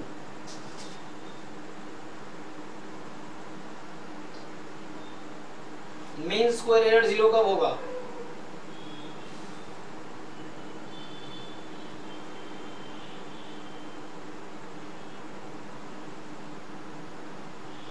लेकिन ऐसे 0 है तो क्या बोल सकते हैं हम इसके बारे में?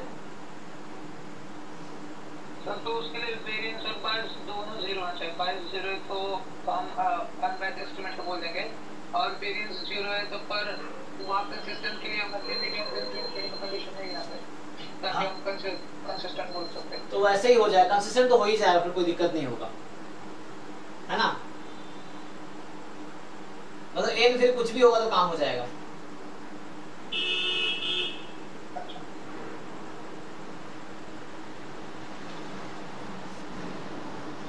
बिकॉज ये वेरिएंस 0 हो जाएगा और बायस 0 होने का मतलब है वो अनबायस्ड हो गया।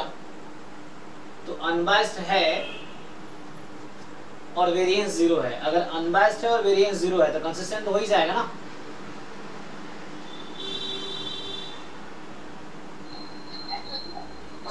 असिम्प्टोटिक प्रॉपर्टी के लिए हम वो limit n tends to infinity लगाते हैं वो कंडीशन पे। हाँ तो यहाँ n नहीं होगा उस तरह कुछ प्रॉब्लम, या इसको थोड़ा मॉडिफाई कर देता हूँ, मान लो ऐसा रहे, चलो limit n tends to infinity MSE 0 है, चलो तो इससे क्या आएगा? मैंने लिमिट लगा दी है इस पे, मतलब इससे वो आ जाएगा कंसिस्टेंट। हाँ जो पिछला थ्योरम था वही बन जाएगा ना, हाँ तो उससे प्रूफ आ जाएगा एक्चुअली। तो यहाँ से होगा कि ओके तो यहाँ से क्या आ गया कि limit n tends to infinity variance of t 0 and limit n tends to infinity bias 0। Bias 0 का मतलब एक्सपेक्टेशन ऑफ t थीटा हो जाएगा, और ये कहना चाह रहा है then that t is consistent estimator.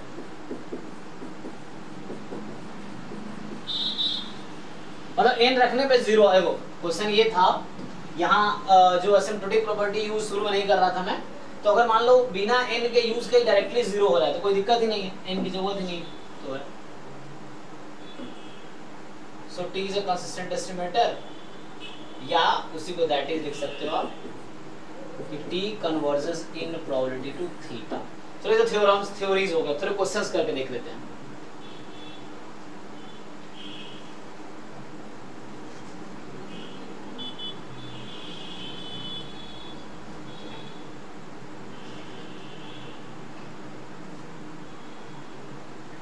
देखो x बार कंसिस्टेंट एस्टिमेटर, ये तो weak law of large number ही कह दिया ना, तो x बार तो हमेशा कंसिस्टेंट एस्टिमेटर होगा मीन का, तो weak law of large number से क्लियर है।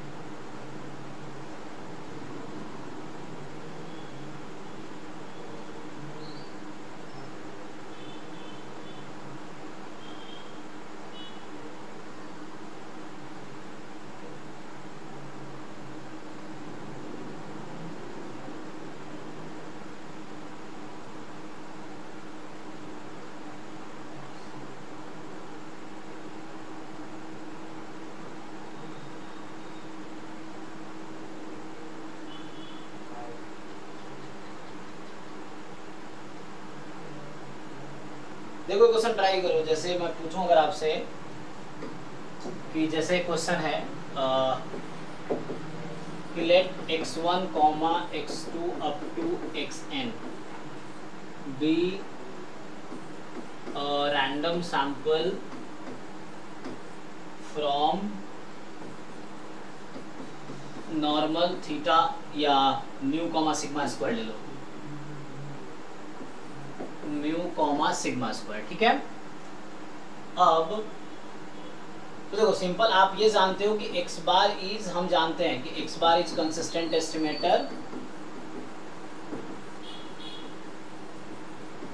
Of mu by vehicle of large number. यहां तो कोई दिक्कत नहीं है, x बार कंसिस्टेंट एस्टिमेटर है म्यू का because of vehicle of large number. But what can you say about s square? s square अगर लिखूं 1/n-1 summation xi minus x bar whole square I from 1 to n। सो कौन सा consistent है कि v लिख देता हूं मैं 1/n summation I from 1 to n xi minus x bar whole square। अब बताओ क्या s स्क्वायर और v में से क्या दोनों कंसिस्टेंट एस्टिमेटर होगा सिग्मा स्क्वायर का, या कौन सा होगा? तो चेक करना है, is this a consistent estimator of sigma square, ये क्वेश्चन है, या आपको डिसाइड करना है नीचे वाला?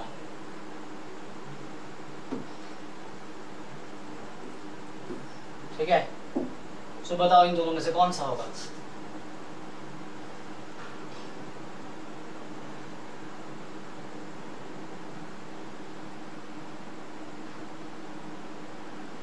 चलो पहले तुम लोग ट्राई करो, फिर मैं करता हूं।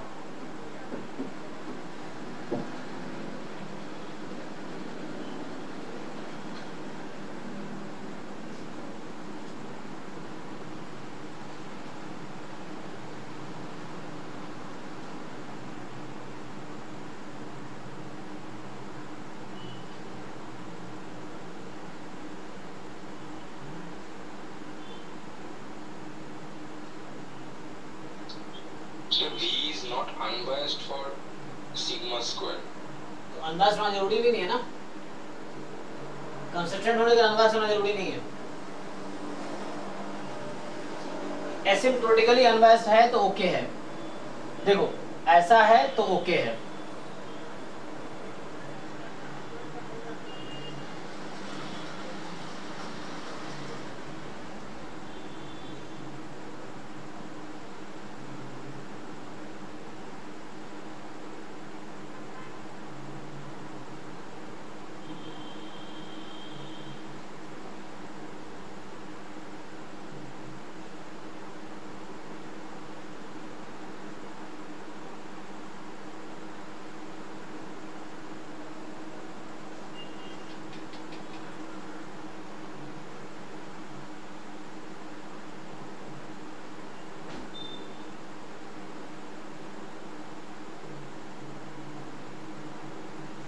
सिंपल आपसे मैं पूछूंगा, so there are only 4 questions. What is the expectation of s square? I mean limit n tends to infinity, expectation of s square क्या है, और limit n tends to infinity, expectation of v क्या है, दोनों बताओ।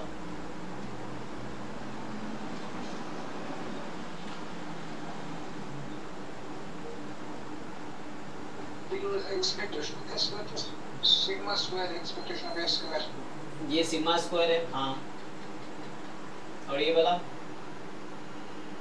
Sigma square है। तो ये जो यहाँ बैलेंस कर लोगे तो कोई दिक्कत नहीं है, यहाँ पे n-1/n आ जाएगा जो कि लिमिट 1, ये भी सिग्मा स्क्वायर है। अब तुम वेरिएंस की बात करो, variance of s square limit n tends to infinity की बात कर रहा हूँ। So I am talking about limit n tends to infinity, limit n tends to infinity, variance of v, दोनों का वेरिएंस निकालो लिमिट टेंड्स टू इनफिनिटी पे। Sir variance of s twice sigma square. So इसका तुम्हें याद होगा ये क्या था, कल लिखाया था ना, क्या बताया, 2 सिग्मा 4 अपॉन n माइनस 1 क्या रहता है, एस स्क्वायर का वेरिएंस लिमिट के अलावा।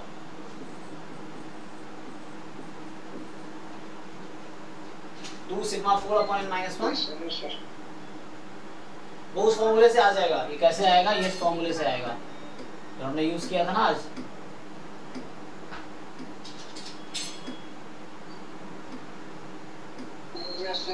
इस वाले फॉर्मूले से you apply variance both side तो आ जाएगा n-1 whole square upon sigma की पावर 4 बराबर 2 times n-1, 2 sigma 4 upon n-1 आएगा। यस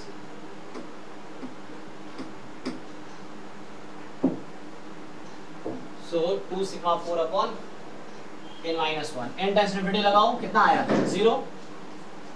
इसमें भी क्या होगा, इसमें फर्क क्या पड़ेगा, तुम इसको वैसा बना सकते हो, तो इसको तुम इसके जैसा बना सकते हो ना, v को एस स्क्वायर जैसा, मतलब n-1 upon n S square. तो ये होगा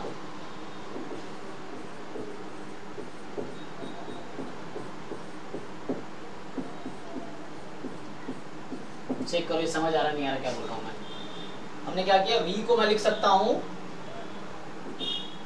n-1 upon n S square, v को मैं ऐसा लिख सकता हूं, यस और नो। अब इसमें वेरिएंस ऑपरेट कर दो,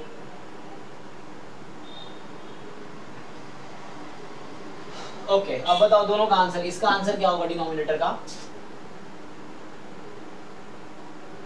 0। अब कहीं डाउट है तो पूछो, जो बोर्ड पे लिखा हुआ है उसमें कहीं डाउट है तो पूछो। मैंने क्या किया, v को एस स्क्वायर के टर्म में लिखा and then operated both side variance, तो कांस्टेंट स्क्वायर बन के बाहर आ जाएगा। सो ये तो 1 पे चली जाएगी क्वांटिटी एंड ये 0 पे। और ये थ्योरम क्या गारंटी करता है, अब तो आंसर क्या होगा इसका, इनमें से कौन सा कंसिस्टेंट एस्टिमेटर है, दोनों हैं, ठीक है ना। So this is also and this is also, कोई प्रॉब्लम नहीं है।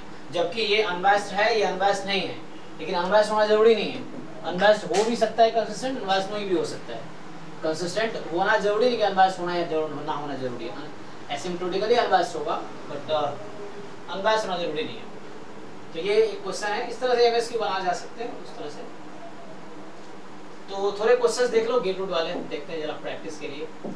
सो अभी हमने क्या डिस्कस किया, अनबायस्डनेस एंड कंसिस्टेंसी।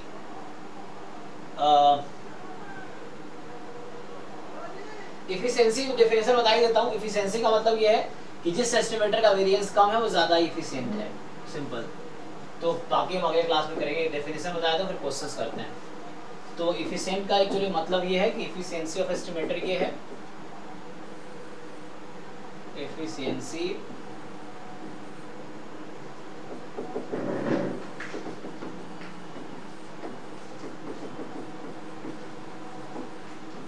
क्या होगा कि like an estimator T1 is more efficient than T2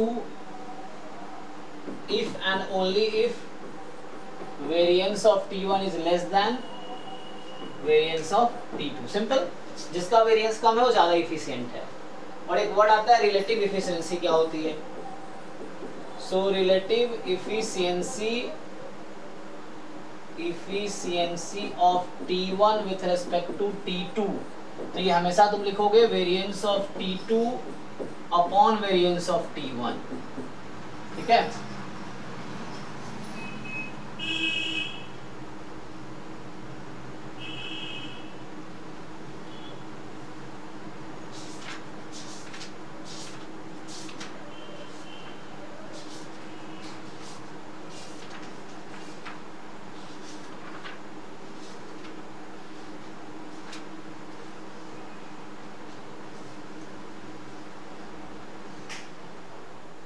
okay है। So relative efficiency of t, इसको बोलेंगे relative efficiency of T1 with respect to T2। T1 की relative efficiency with respect to T2, ठीक।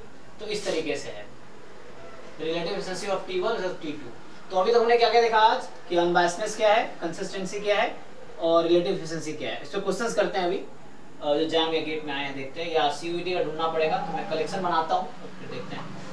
सो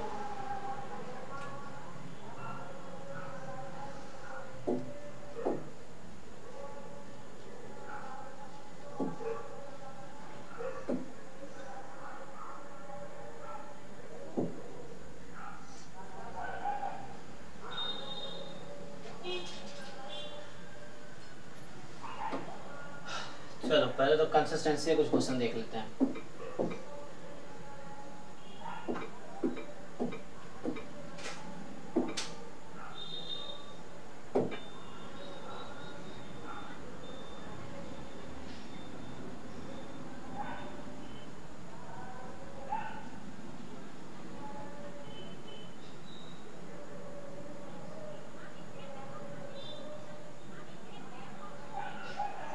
लो try करो, ये 2023 का ही है, jam का 19वां क्वेश्चन।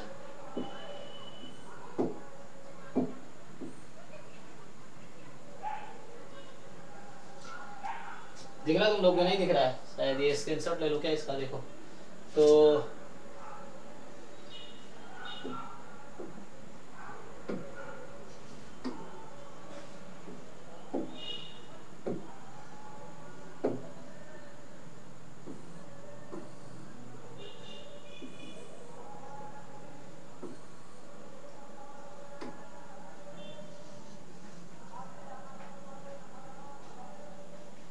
अब शायद दिखे,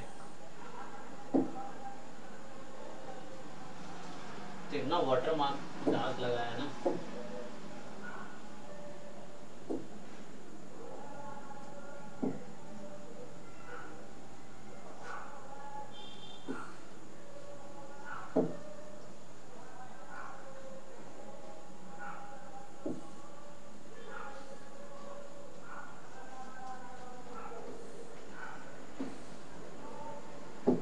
तो क्या कहना चाह रहा है कि x1 x2 xn be random sample from population having PD of this, और t1 x bar minus 2 upon 2, t2 है nx1 first order stats minus 2 upon 2n।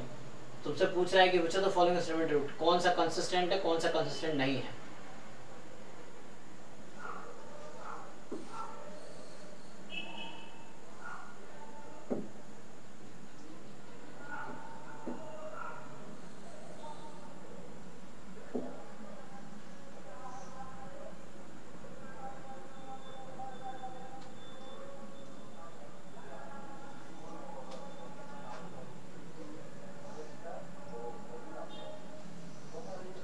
तो पहले EX निकालो, इसमें EX निकाल के बताओ मुझे क्या आएगा, जो पॉपुलेशन दे रखा है उससे आप मुझे बताओ EX क्या आएगा। हालांकि देखना आसान है, क्योंकि अगर मैं x माइनस 2 म्यू को मान लो y बोल देता हूँ, तो ये y तुम्हारा हो जाएगा एक्सपोनेंशियल विथ मीन कितना 2, तो मतलब e of x minus 2 mu का मीन 2 है। सो e ऑफ x आ गया 2 प्लस 2 म्यू। ये ओके है, समझ आ रहा है जो मैं कर रहा हूं कि y मान लिया x माइनस 2 म्यू को, तो ये एक्सपोनेंशियल हो गया विथ मीन 2। अब मतलब यहाँ मीन लिखने का मतलब है मेरा, यहाँ से लिख रहा हूं मैं एक्सपोनेंशियल जिसमें मीन 2 है,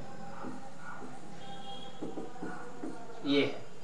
अब यहाँ से EX तुम्हारे पास ये आ गया। अब मुझे बताओ, तुमसे पूछूं मैं x bar converges in probability to what, कोई बताओ मुझे इस क्वेश्चन में x बार कहाँ कन्वर्ज कर रही है।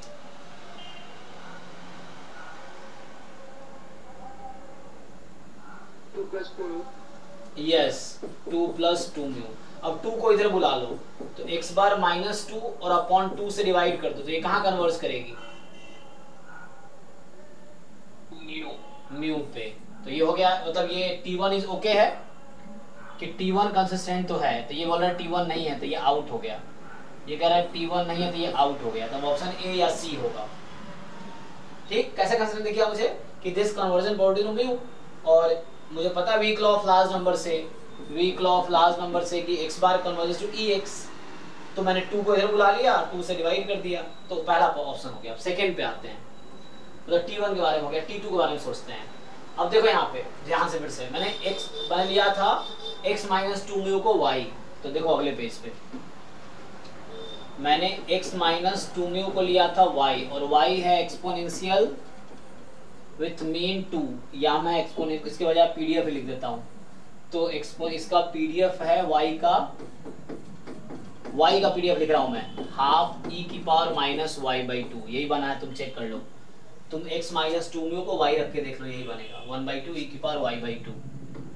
अब मैं तुमसे पूछना चाह रहा हूँ y1 फर्स्ट ऑर्डर स्टैट्स, मतलब x1 माइनस 2 म्यू, इसका डिस्ट्रीब्यूशन पता है क्या तुम लोगों को? आंसर याद है? फर्स्ट ऑर्डर स्टैट्स ये एक्सपोनेंशियल फॉलो करता है, आपको याद है ना?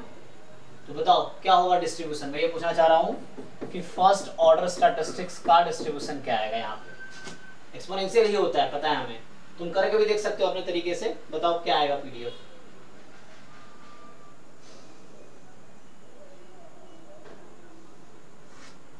यहाँ तो मैं y पहले लिख देता हूँ ताकि एक जैसा दिखे तुम्हें।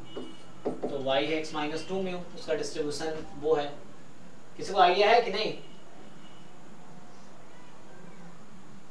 Exponential means y power n हो जाता है, तो यहाँ आ जाएगा पावर n हो जाता है ना, तो 2/n, तो ये हो जाएगा n/2 e की power minus ny/2।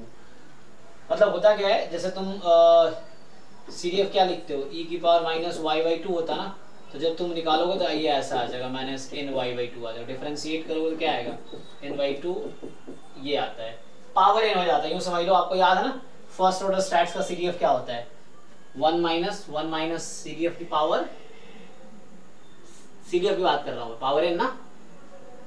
What I am asking, आपसे मैं फॉर्मूला पूछ रहा हूँ।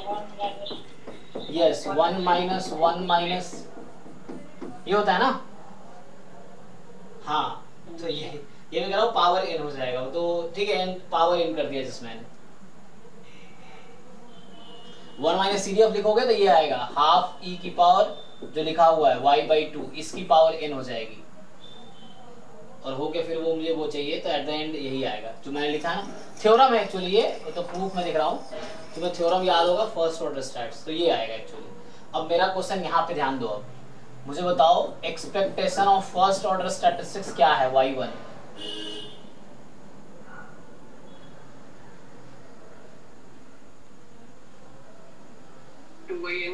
Yes, 2/n।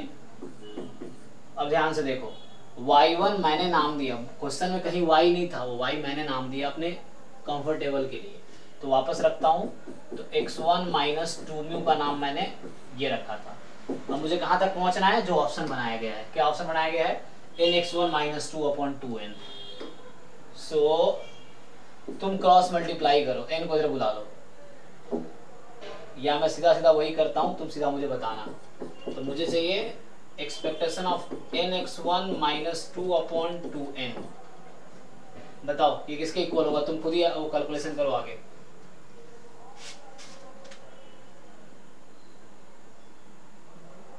डिफिकल्ट तो नहीं हो रहा, तो चलो मैं कर ही देता हूँ। So what I am saying,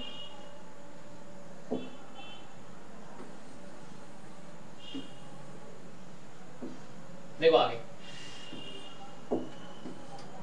तो यहां से आगे आओ, एक्सपेक्टेशन ऑफ nx1 क्या होगा, ये तो बता ही सकते हो इजीली। ये कितना आएगा,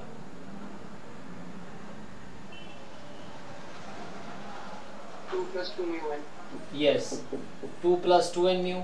चलो अब मुझे पहुंचना है एक्सपेक्टेशन ऑफ, सो nx1, या मैं ऐसा क्यों ना करूं सीधा सीधा कि जो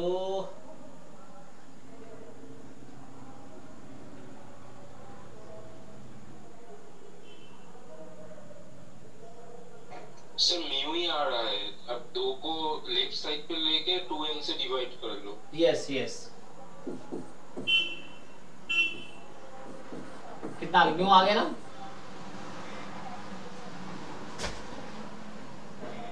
चलो ठीक है, तो पहली बात ये हो गई यहाँ पे कि चूंकि ये अनबायस्ड ही है तो कोई दिक्कत तो है नहीं, अगर तुम n टेंड्स टू इन्फिनिटी भी लगाते हो तो भी कोई दिक्कत नहीं है।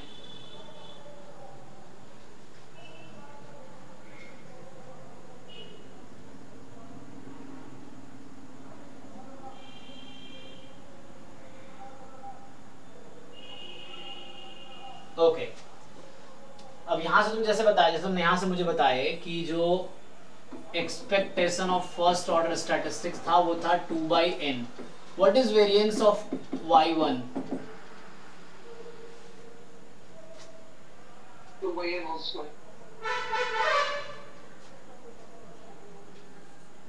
2/n whole square. ओके, अब यहां से मुझे चाहिए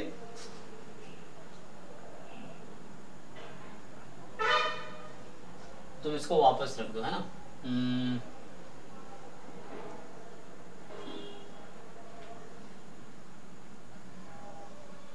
So variance of x1 minus 2 mu is also 2 square by n square. यही ना, मतलब 4 by n square. क्लियर है ना.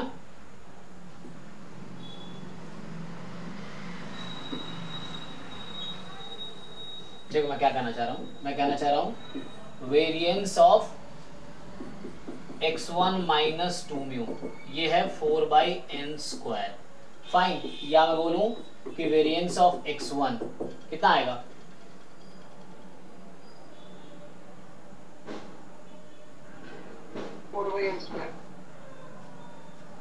सो 4 by n स्क्वायर ही रहेगा, कोई दिक्कत नहीं है.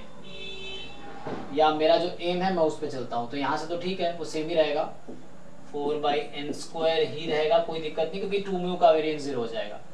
मुझे चाहिए variance of nx1 minus 2/2n.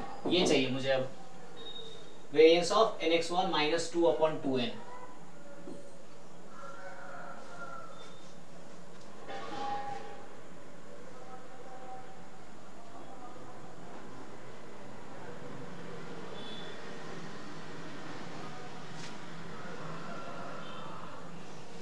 क्या आपको देख पा रहे हो, इसको अलग अलग कलर, 2n को अलग अलग कर लो, दिख जाएगा.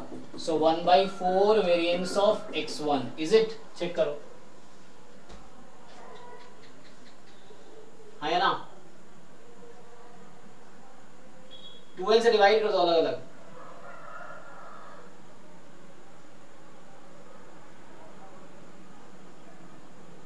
जैसे इसमें किए, इसका वेरिएंस इसका कैसे सेम है, x1/2 माइनस 1/n, 1/n का वेरिएंस खत्म. अब इसमें n टेंस टू इन्फिनिटी लगाऊंगा तो मुझे क्या मिलेगा, अगर मैं यहाँ n टेंस टू इन्फिनिटी लगाता हूं तो क्या मिलेगा मुझे,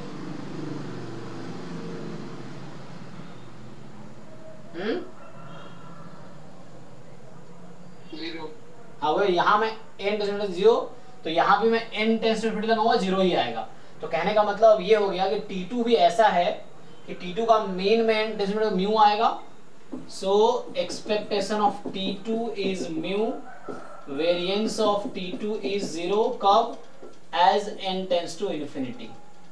या इक्वल लिखने को जाए कन्वर्ज करा देता हूँ, ठीक है ना. So इसका मतलब क्या हो गया, यहाँ से क्या कंक्लूजन निकला,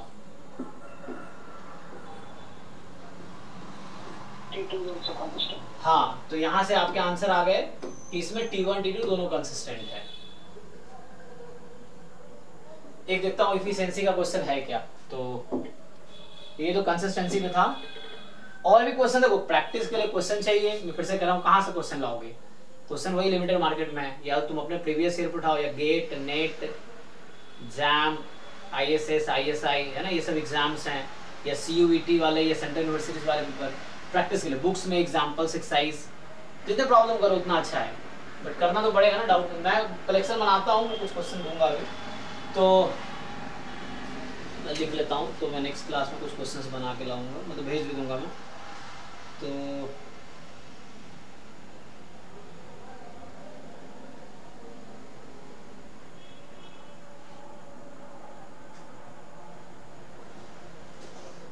ओके, इफिशिएंसी की बात कर रहे थे.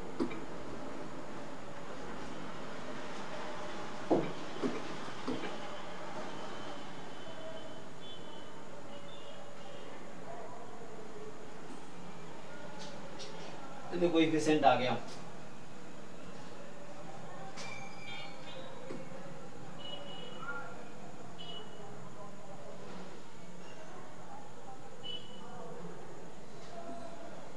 कोरिलेशन कोएफिशिएंट है. जैसे यहाँ चेक कर सकते हो आप कि ये दो एस्टिमेटर है, बोल रहा है कौन सा ज्यादा इफिशिएंट है। सिर्फ थर्ड पार्ट तुम चेक कर सकते हो कि इन दोनों में कौन सा ज्यादा इफिशिएंट है।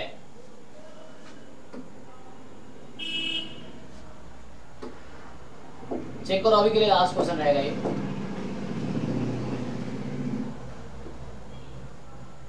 इसमें तुम्हारे पास एक एस्टिमेटर ये है, एक एस्टिमेटर ये है, दो एस्टिमेटर है। सिर्फ थर्ड पार्ट करो सीधा कि which of estimator more efficient, तो बताना है कौन सा ज्यादा एफिशिएंट है।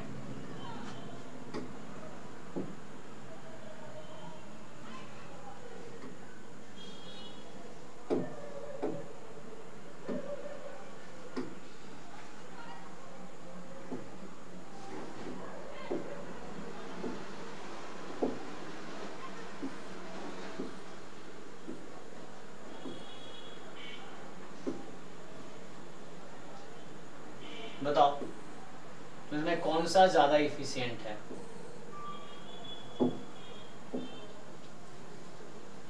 यूवी में कौन सा ज्यादा इफिशिएंट है, तुम्हें ये डिसाइड करना है। सिर्फ थर्ड पार्ट करो कि यू और वी में कौन सा ज्यादा इफिशिएंट है। तो सिंपली तुम क्या करोगे, वेरिएंस निकालोगे। वेरिएंस ऑफ यू निकालो, वेरिएंस ऑफ वी निकालो। चूंकि ये रैंडम सैंपल है तो सब इंडिपेंडेंट है, ठीक है ना। तो वेरिएंस ऑफ यू तो पता ही है, सिग्मा स्क्वायर बाई एन, ठीक। वेरिएंस ऑफ वी की बात है तो 1/8 का 1/64, सिग्मा स्क्वायर 3 का मतलब 9, 4 का 16, n-2 का स्क्वायर। अब सबका अलग अलग कितने टर्म है टोटल, 2 से n-1 तक है। कितने हो गए, पहला छूट गया, n छूट गया। So n-2 times sigma square. Check करना भाई, क्योंकि इंडिपेंडेंट है इसे अलग अलग लगा दे रहा हूँ, कोवेरिएंस 0 हो जाएगा। और 1/64 सिग्मा स्क्वायर। अब इसको कैलकुलेट करो क्या आएगा, तो यहाँ से n-2 एक कट गया पावर वाला।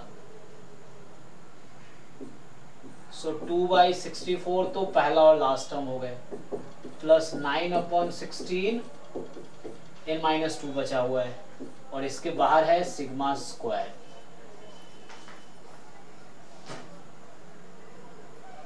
थोड़ी और कैलकुलेशन कर लो।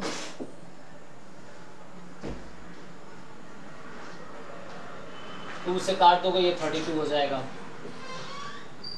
और 32 इंटू n-2 एलसीएम ले लेते हैं, तो यहाँ हो जाएगा n-2 प्लस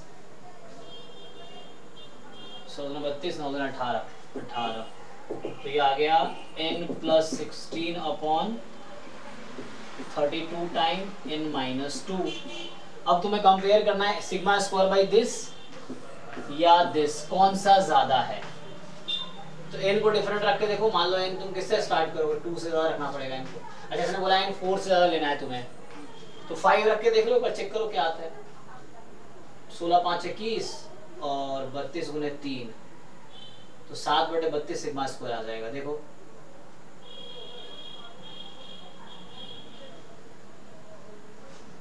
सो 1/5 और यहाँ से आएगा 7/32।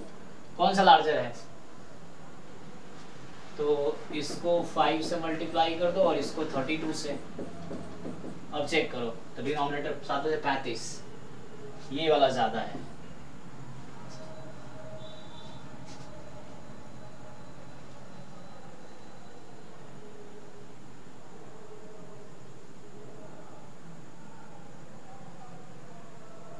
लेकिन n टेंड्स टू इंफिनिटी पे क्या होगा,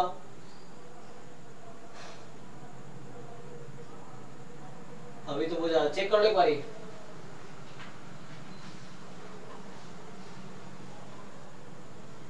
और तुम्हें चेक करना है n टेंड्स टू इंफिनिटी पे क्या होगा। ये क्या हो जाएगी 0, अच्छा, और वो क्या हो जाएगी 1/32। नहीं वो 0 होगी, नहीं 1/32 होगी। चेक करो,